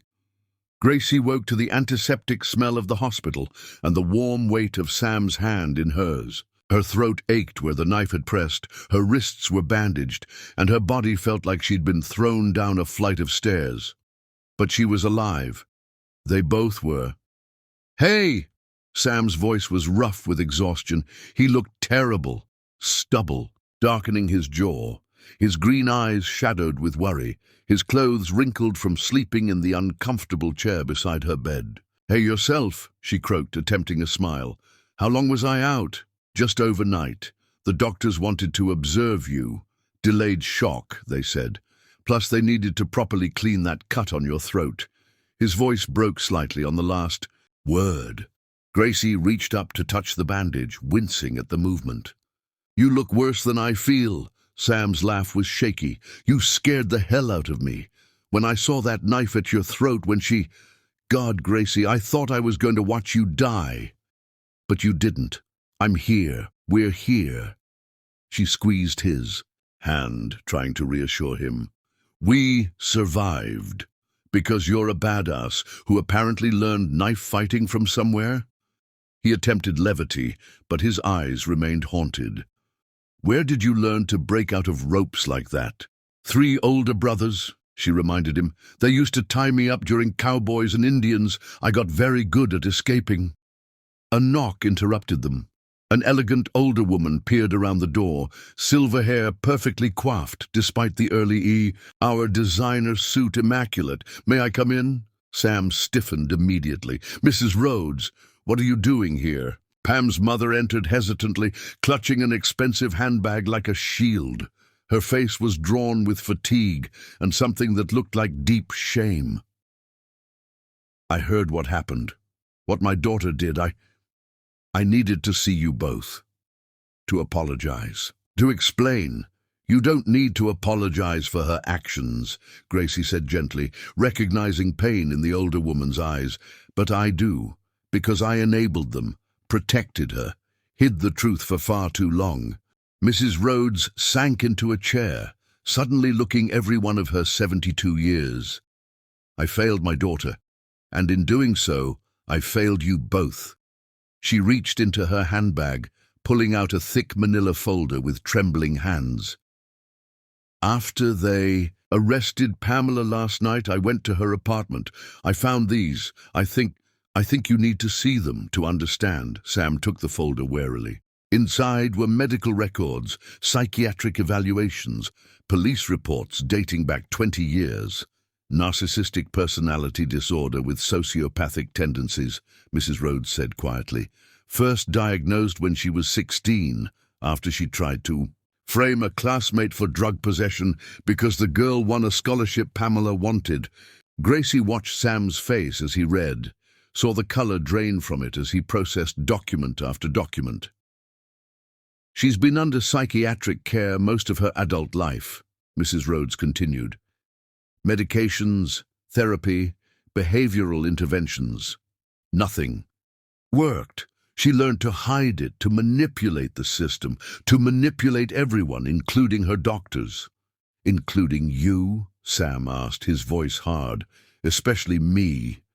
Tears slipped down the older woman's perfectly made-up cheeks. "I wanted so badly to believe she could be normal, that love could fix her. When she met you, seemed so happy, I thought. I hoped." She pulled out another document with shaking hands. "This is what I really came to show you. Your marriage certificate." Sam frowned. "I have our marriage certificate, marriage." "The divorce lawyer." "No, you have a very convincing forgery. Pamela was never legally your wife." The room went completely silent except for the steady beep of monitors. Gracie felt Sam's hand go slack in hers. "What?" "She forged everything. The marriage license, the certificates, even paid off a corrupt clerk at City Hall. The marriage was never registered with the state, never legal, never real." Mrs. Rhodes's voice was barely a whisper now.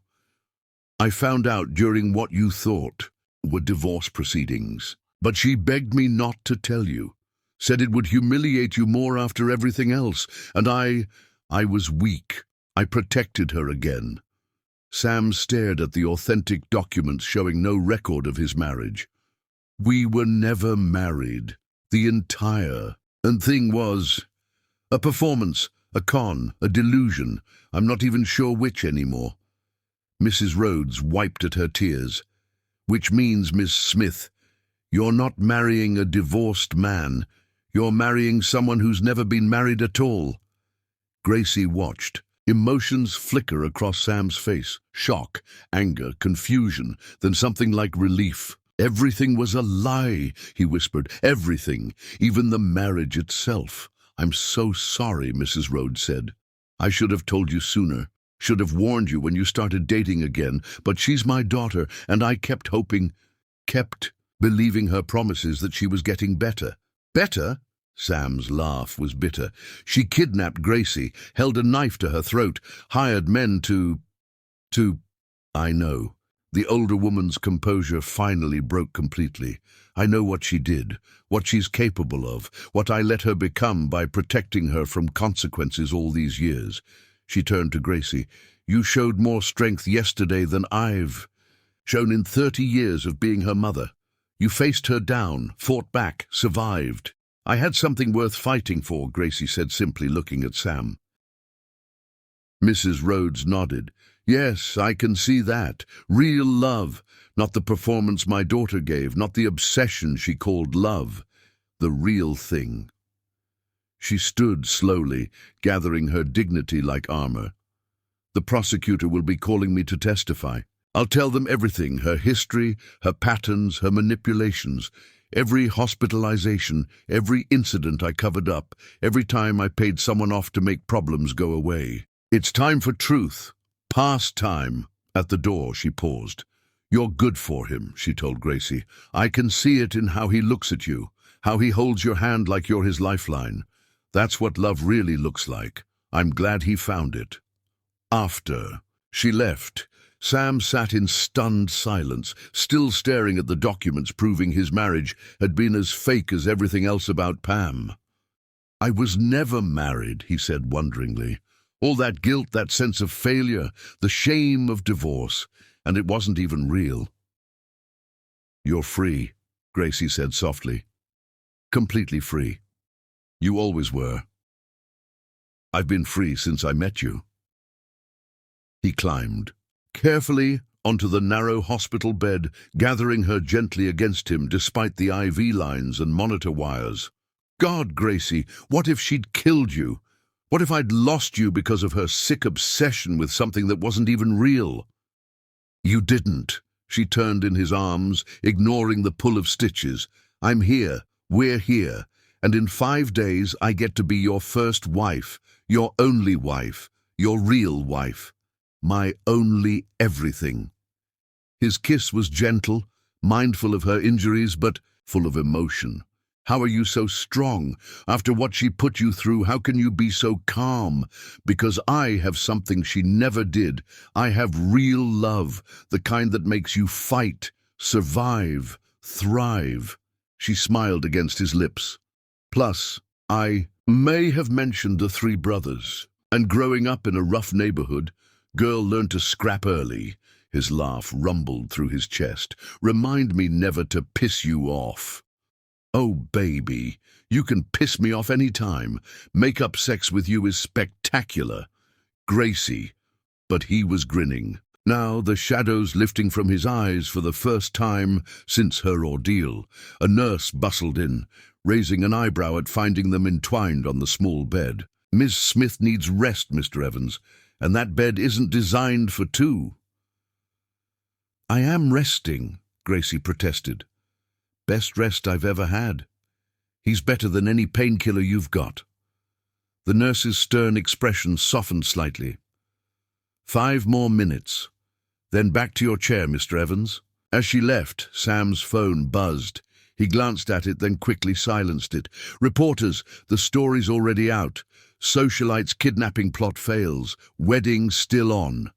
Good. Let everyone know we're not broken, not beaten, not afraid. Never. Afraid, not with you beside me. He kissed her forehead, then reluctantly climbed back to his chair as the nurse returned. Sleep now? I'll be right here when you wake up. As Gracie drifted off, she heard him on the phone with the wedding planner. No, don't change anything. The wedding happens as scheduled. Yes, I'm sure. We've waited long enough. Nothing stops us. Now, she smiled, sinking into peaceful sleep. Pam had tried to destroy them with elaborate lies, violent schemes, years of manipulation. But all she'd done was clear the path for something real. When Gracie woke again, it was dark outside. Sam was asleep in the chair, still holding her hand, his phone lighting up with messages he was ignoring. In the soft light, she studied this man who'd survived such cruelty, such elaborate deception, yet still found the courage to love again, to trust, to fight for their future. Another knock disturbed her thoughts. Detective Morrison peered in, saw Sam sleeping, and stepped quietly to her bedside. Sorry to disturb. Wanted to update you. Pam Rhodes pled guilty to all charges. Her lawyer convinced her to take a deal. 25 years minimum with mandatory psychiatric treatment. No possibility of parole for at least 15. Good. Gracie said firmly. She needs help, real help this time. There's more. Morrison shifted uncomfortably. She left something, a letter, for Sam. He placed an envelope on the bedside table. Up to you if he sees it. Given everything, might be better to just destroy it. After the detective left, Gracie stared at the envelope. Part of her wanted to burn it, protect Sam from whatever poison Pam had written in her cell. But that would be making his choice for him. They were building something real, built on truth and trust. You're awake. Sam stirred, immediately alert, checking her face for signs of pain. How do you feel? Should I call the nurse? Better. Morrison was here. She gestured to the envelope. Pam left you a letter. Sam's jaw tightened. He picked up the envelope, holding it like it might explode. For a long moment he just stared at it. Then, with deliberate movements, he tore it in half. Then quarters, then eighths. I don't need her explanations or apologies or whatever twisted thing she wrote. I don't need closure. I have everything I need right here. He dropped the pieces in the trash and climbed back onto the bed with her. Rules be damned. I love you, he whispered into her hair. My fierce, brave, incredible first and only wife. Not wife yet, she murmured against his chest. 5 more days. 4 days, 17 hours, and... He checked his watch. 23 minutes. But who's counting? Gracie laughed, the sound filling the sterile room with warmth. I love you too, even if you're terrible at rescuing damsels in distress. Hey, I came to save you. And I ended up saving myself, and kind of you too. Face it, baby, I'm the hero in this story. Yes, Sam agreed seriously. Yes, you are. My hero, my love, my everything. As they held each other in the narrow hospital bed, ignoring the nurse's disapproving looks, Gracie felt the last shadows of Pam's influence dissolve. The truth had set them both free. In 4 days, 17 hours, and 21 minutes, she'd marry this man properly. No lies, no manipulation, no hidden agendas. Just love. Real, messy, passionate, unbreakable love. The kind worth fighting for. The kind worth everything. Chapter 9. The Trial. 3 days before the wedding. The courthouse steps were slick with morning rain as Sam helped Gracie from the car. She moved carefully, the knife wound on her throat still tender beneath its bandage. But her spine was straight, her head high. She dressed deliberately, a sharp navy suit that meant business, her natural hair pulled back elegantly. You don't have to do this, Sam said for the 10th time since breakfast. We could postpone or just submit written statements. No. Gracie's voice was firm as steel. We face this now, clear the air completely, then we get married with absolutely nothing hanging over us. The courtroom was packed. Pam's arrest and the kidnapping attempt had made headlines. Socialites' twisted plot to destroy ex's wedding. And Portland society had turned out in force for the drama. Sam felt sick seeing Pam at the defendant's table in an orange jumpsuit, her usually perfect hair hanging limp. Even now, even after everything, she was performing, shoulders hunched, face pale and drawn, playing the broken woman. All rise! Judge Harrison, a stern woman in her 60s with silver hair and knowing eyes, took the bench. We're here for the sentencing hearing in the matter of State versus Rhodes. I understand the defendant wishes to change her plea. Pam's public defender stood, looking exhausted. Yes, Your Honor. Ms. Rhodes wishes to plead guilty to all charges. A murmur ran through the courtroom. Sam felt Gracie's hand tighten on his. Ms. Rhodes, you understand that by pleading guilty, you're admitting to kidnapping, assault with a deadly weapon, conspiracy to commit assault, criminal conspiracy, and making terroristic threats. Pam stood slowly, her voice small. I understand, Your Honor, and you're doing this of your own free will. You understand the consequences? Yes, Your Honor. I want to take responsibility. Finally. Very well. We'll proceed to sentencing. I understand there are victim impact statements. The prosecutor nodded. "Both victims wish to speak, Your Honor." Gracie rose first, walking to the podium with quiet dignity. She looked directly at Pam as she spoke, her voice clear and carrying. "You held a knife to my throat. You threatened my life. You hired men to assault me because you couldn't accept that Sam had moved on. You called me names, tried to destroy our reputations, attempted to break us apart through lies and manipulation." Her voice grew stronger. "But what you never understood is that real love isn't about possession. It's about partnership. Sam isn't property to be owned or fought over. He's a human being with the right to choose who he loves, and he chose me. Not because I tricked him or trapped him, but because we fell in love, real love, the kind you build day by day, truth by truth." She paused, then continued more softly. "I hope you get help, Pam.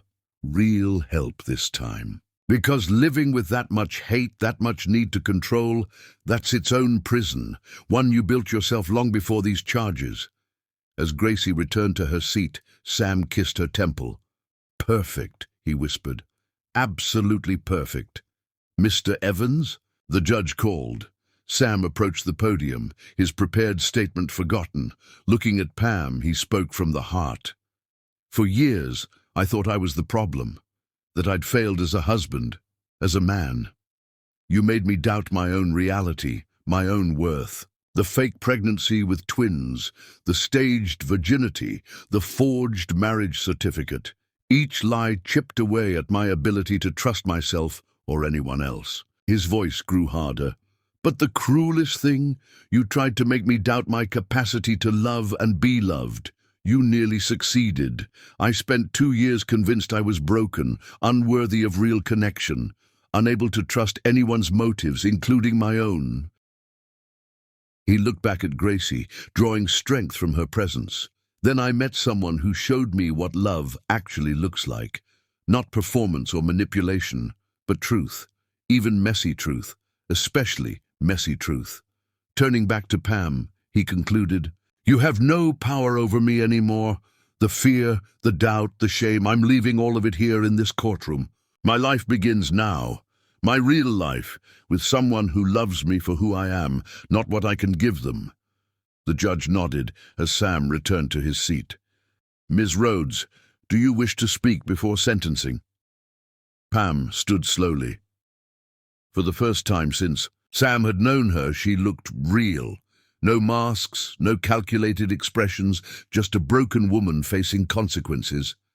"I'm sick," she said simply. "Have been for a long time. I know that's not an excuse, but it's the truth. Maybe the first real truth I've ever told." She looked at Sam, and he saw something in her eyes he'd never seen before, genuine remorse. "I'm sorry, for all of it. I thought if I could make you need me, it would be the same as love. I thought if I controlled everything, made everything perfect, you'd never leave.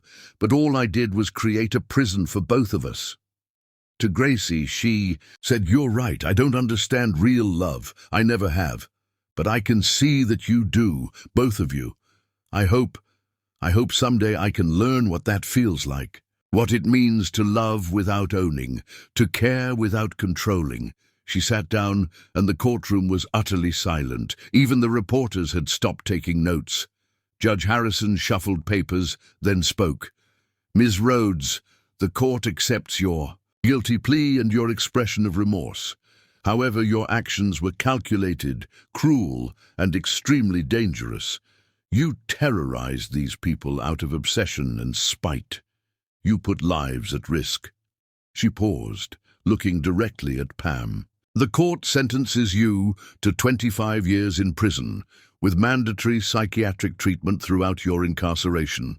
You'll be eligible for parole in 15 years, contingent on psychiatric evaluation and the victim's input." The gavel came down with finality. As court officers led Pam away, she looked back once. Sam met her eyes and, surprising himself, nodded slightly. Not forgiveness exactly, but acknowledgement. They were done. Finally, completely done. Outside the courthouse, reporters swarmed. "Mr. Evans, Ms. Smith, how do you feel about the sentence?" Gracie stepped forward, radiant despite everything she'd been through. We feel free, and we have a wedding to finish planning. Will you postpone after this ordeal? Sam pulled Gracie close, grinning. Absolutely not. We're getting married in 3 days, and nothing, not ex-wives, not kidnapping, not anything, is going to stop us. What about the trauma, the emotional toll? Gracie's laugh rang out clear and bright. The only trauma will be if the florist doesn't get my orchids right. Now, if you'll excuse us, we have a cake tasting to get to. The crowd parted as they walked to their car, and someone started clapping. Soon applause rippled through the gathered people, strangers showing support for love-conquering madness. Back home, Sam found Gracie in their bedroom, staring at her. Wedding dress hanging on the closet door. The ivory silk seemed to glow in the afternoon light. Second thoughts, he asked, wrapping his arms around her from behind. Never. Not for a single second. She leaned back against him. Just thinking. How different it all could have been. If she'd succeeded in breaking us up, if that knife had cut deeper, if I hadn't gotten free. But you did. Sam turned her to face him. You're here, we're getting married. Damn right we are. Her smile turned wicked. Want to practice for our wedding night? What exactly did you have in mind?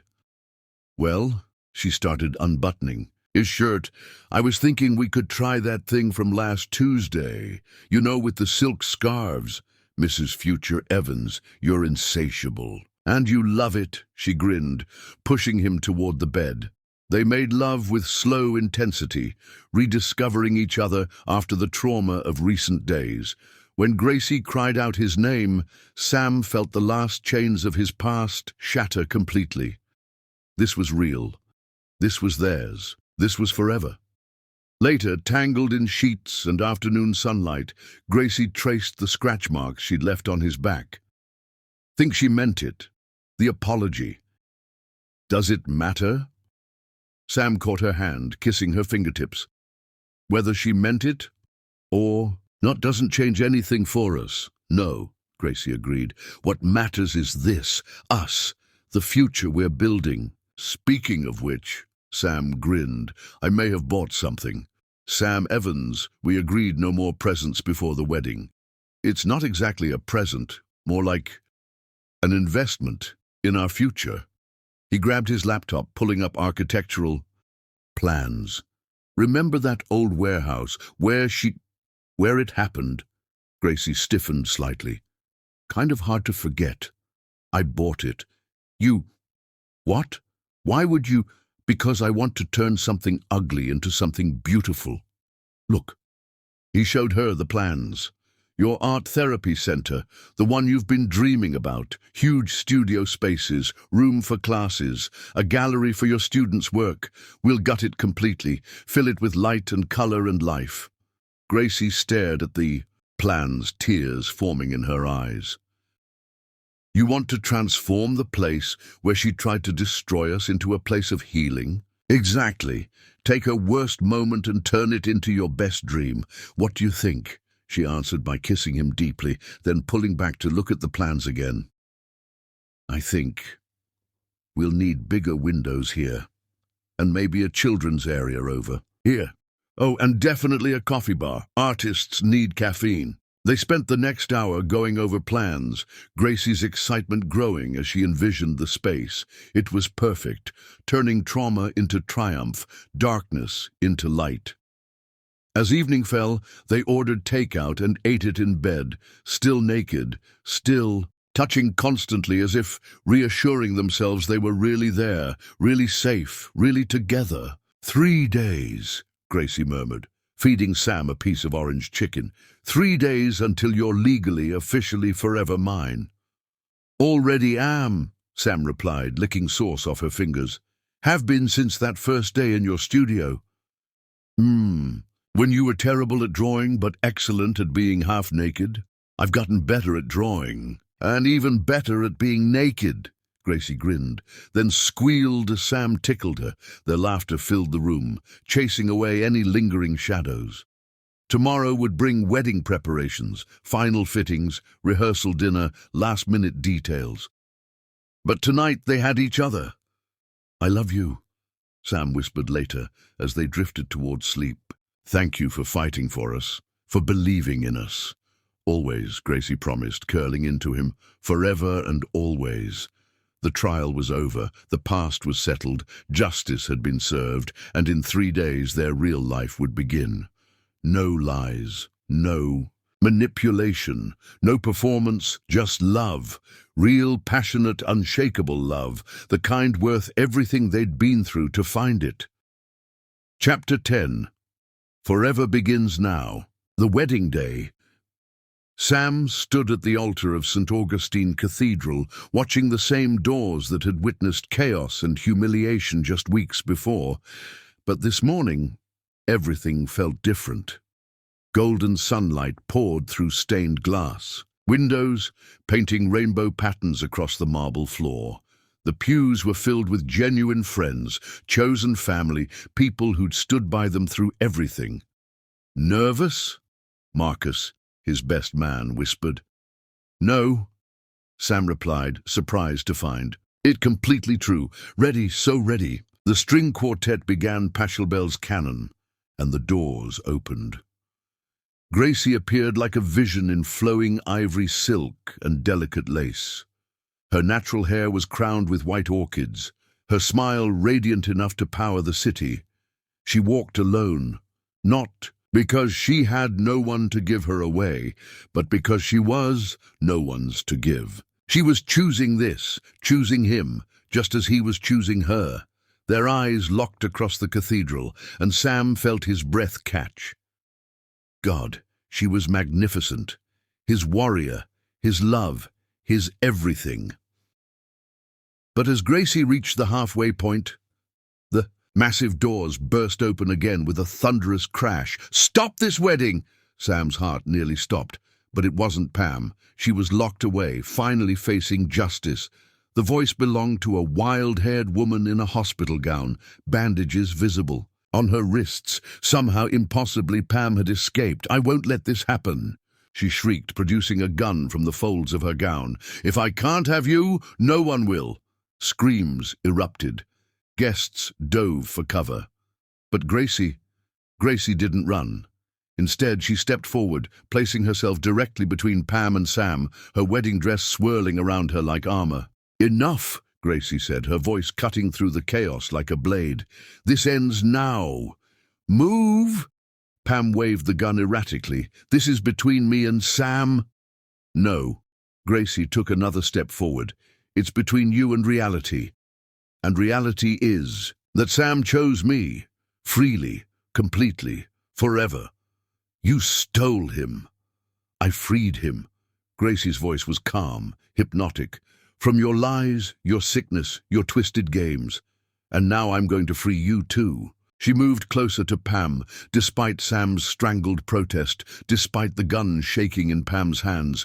"You're sick, Pam, not evil, sick. And sick people deserve help, not hate. Stay back." Pam's hand trembled violently, the gun wavering. But Gracie kept walking, kept talking. "I know about emptiness, about feeling like you'll die if someone doesn't love you back, about the terror of being alone with yourself. But that's not love, Pam.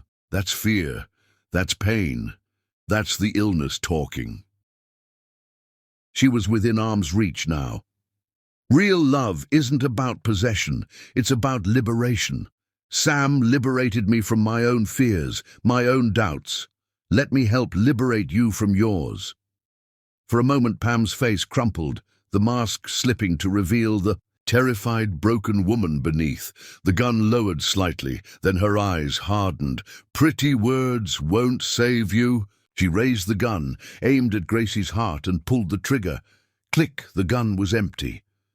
In the stunned silence, Gracie moved. She gently took the weapon from Pam's nerveless fingers, then, incredibly, pulled the other woman into an embrace. "It's over," Gracie whispered, holding her tight as Pam collapsed against her, sobbing. "You're safe now. We're all safe." Police rushed in, having been alerted by the hospital. As they led Pam away, broken, defeated, but somehow finally at peace, she looked back at Gracie. "Thank you," she mouthed, tears streaming down her face. The cathedral erupted in amazed murmurs. Gracie turned to Sam, her wedding dress rumpled, her orchid crown askew, but her eyes shining with strength and love. "Sorry about the delay," she said with a shaky smile. "Where were we?" Sam crossed to her in 3 strides, cupping her face in trembling hands. "You remarkable woman! You could have been killed." But I wasn't. She needed someone to truly see her, not the monster she pretended to be, but the broken person underneath who never learned how to love properly. Gracie's eyes shimmered with tears. "Everyone deserves that chance to be seen, to be understood, to be helped toward healing. Marry me," Sam said urgently, "right now, before anything else can happen." "I thought you'd never ask," she laughed through her tears. They returned to the altar, hands clasped, hearts still racing. The minister opened his prayer book with hands that only shook slightly. "Dearly beloved," he began, his voice gaining strength, "we have witnessed today that love truly conquers all, even hatred, even madness, even our deepest fears. The couple before us has proven that their bond cannot be broken by any force on earth or in the human heart. When they exchanged vows, their voices rang with truth and power. Gracie," Sam's voice broke with emotion, "you didn't just save my life today. You saved my soul. Every day since I met you, you've shown me what real love looks like, what courage looks like, what grace looks like. I promise to spend the rest of my life loving you with the same fierce compassion you showed today, to stand by you, fight for you, believe in you, and cherish every moment we have together." Gracie's tears flowed freely as she responded, "Sam, you taught me that broken doesn't mean worthless, that scars are just proof we survived, that love isn't about being perfect, it's about being real. I promise to love you, protect you, challenge you, and stand between you and any storm that comes our way. You are my heart, my home, my forever." When the minister pronounced them husband and wife, Sam swept Gracie into a kiss that went on so long, the congregation began cheering and whistling. He lifted her off her feet, spinning her around as rose petals fell from the ceiling like snow, filling the cathedral with their sweet scent. "I love you, Mrs. Evans," he whispered against her lips. "I love you, Mr. Evans," she replied. "Now take me to bed before something else dramatic happens." Their reception was held in the cathedral's garden, transformed into a fairyland of twinkling lights, cascading flowers, and flowing champagne. But Sam and Gracie only had eyes for each other, dancing their first dance to Al Green's "Let's Stay Together," moving as one body, one heart, one soul. "No more drama," Gracie murmured against his chest. "Promise?" "I promise nothing but beautiful, boring, normal married life from now on," Sam replied, pulling her closer. Gracie laughed, the sound pure joy. "Define normal for us. Making love every morning, arguing over whose turn it is to do dishes, building our family, growing old together." His hand drifted to her stomach. "Starting as soon as possible. Tonight," she promised, her eyes darkening with desire. "We start tonight." They left the reception early, unable to keep their hands off each other. In the limo, Sam had Gracie on his lap immediately, her wedding dress hiked up as she straddled him. "The driver," she gasped as his hands found skin. "Privacy screen," Sam growled, claiming her mouth. "I need you now." Their coupling was urgent, desperate, a claiming and a promise. When Gracie shattered around him, crying his name, Sam followed her over the edge with a groan that seemed to come from his soul. "Just a preview," he promised, as they adjusted their clothes, both breathless and grinning. "Wait until I get you alone in our suite." The honeymoon suite at the Ritz-Carlton had been upgraded to the penthouse, the hotel's gift after hearing their story. As Sam carried Gracie over the threshold, they both laughed at the familiar gesture that now held only joy. "Finally," he breathed, kicking the door shut. "My wife. My actual, legal, forever wife." Your only wife, she agreed, sliding down his body slowly. Now show me what that means to you. He laid her on the enormous bed like she was precious treasure, then began the slow, worshipful task of undressing her. Each button revealed was kissed, each inch of skin exposed was tasted, the wedding dress puddled on the floor like fallen snow. "You're so beautiful," he whispered, taking in the sight of her in white lace lingerie. "So brave, so mine." "Yours," she agreed, sitting up to undress him with equal reverence. "Forever yours." When they were both naked, they came together with desperate need, tempered by infinite tenderness. Every touch was a promise, every kiss a vow more binding than any spoken in the cathedral. They made love for hours, relearning each other's bodies, establishing their claim on this new life they were building. Against the windows overlooking the city lights, Gracie's hands pressed to the glass as Sam worshipped her from behind. In the jetted tub, water sloshing over the edges as she rode him with abandon. On the private balcony under the stars, uncaring, who might see their silhouettes against the night sky. Insatiable, Sam laughed as Gracie pushed him back onto the bed for the fourth time. "For you, always." She sank onto him with a moan that went straight through him. "I'll never get enough of you. Never stop wanting you. Never stop needing this connection." When they finally collapsed near dawn, exhausted and sated, every muscle aching in the best way, they held each other close and watched the sun rise over their city. "Think we made a baby?" Gracie murmured against his chest, her hand resting over her stomach. "If not, we'll keep trying," Sam promised, pulling her closer. "Every day, every night until we get it right." "Such hardship," she laughed. "However, will we manage?" "With dedication," he grinned, already stirring again. "Lots and lots of dedication." Their flight to Bora Bora left that evening. As the private jet soared toward paradise, Gracie dozed with her head on Sam's shoulder while he studied her sleeping face, marveling at the journey that had brought them here. Through lies and truth, through violence and grace, through fear and courage, they'd found their way to each other, and now, finally, their real life could begin. Gracie stirred, looking up at him with sleepy eyes full of love. "What are you thinking about?" "You," Sam said simply. "Always you, forever you." "Good answer." She shifted to straddle his lap, grinning as his body immediately responded. "Want to join the Mile High Club on our wedding night?" "Gracie." "The flight?" "Attendance. Private jet, private bedroom, remember?" She was already working on his belt. "No one to scandalize but each other." As she sank onto him with a soft moan, Sam thanked whatever forces had brought this amazing woman into his life. Pam had tried to destroy him with lies and manipulation, but Gracie had rebuilt him with truth and passion. "I love you," he whispered as she began to move, their bodies finding that perfect rhythm even at 30,000 feet. "Forever," she promised, her eyes locked on his. "Forever and always." Outside the jet windows, the sun set in brilliant oranges and purples, painting the clouds in glory. Inside, Sam and Gracie Evans celebrated their love the way they would for the rest of their lives, with passion, with joy, and with the absolute certainty that they'd found their perfect match.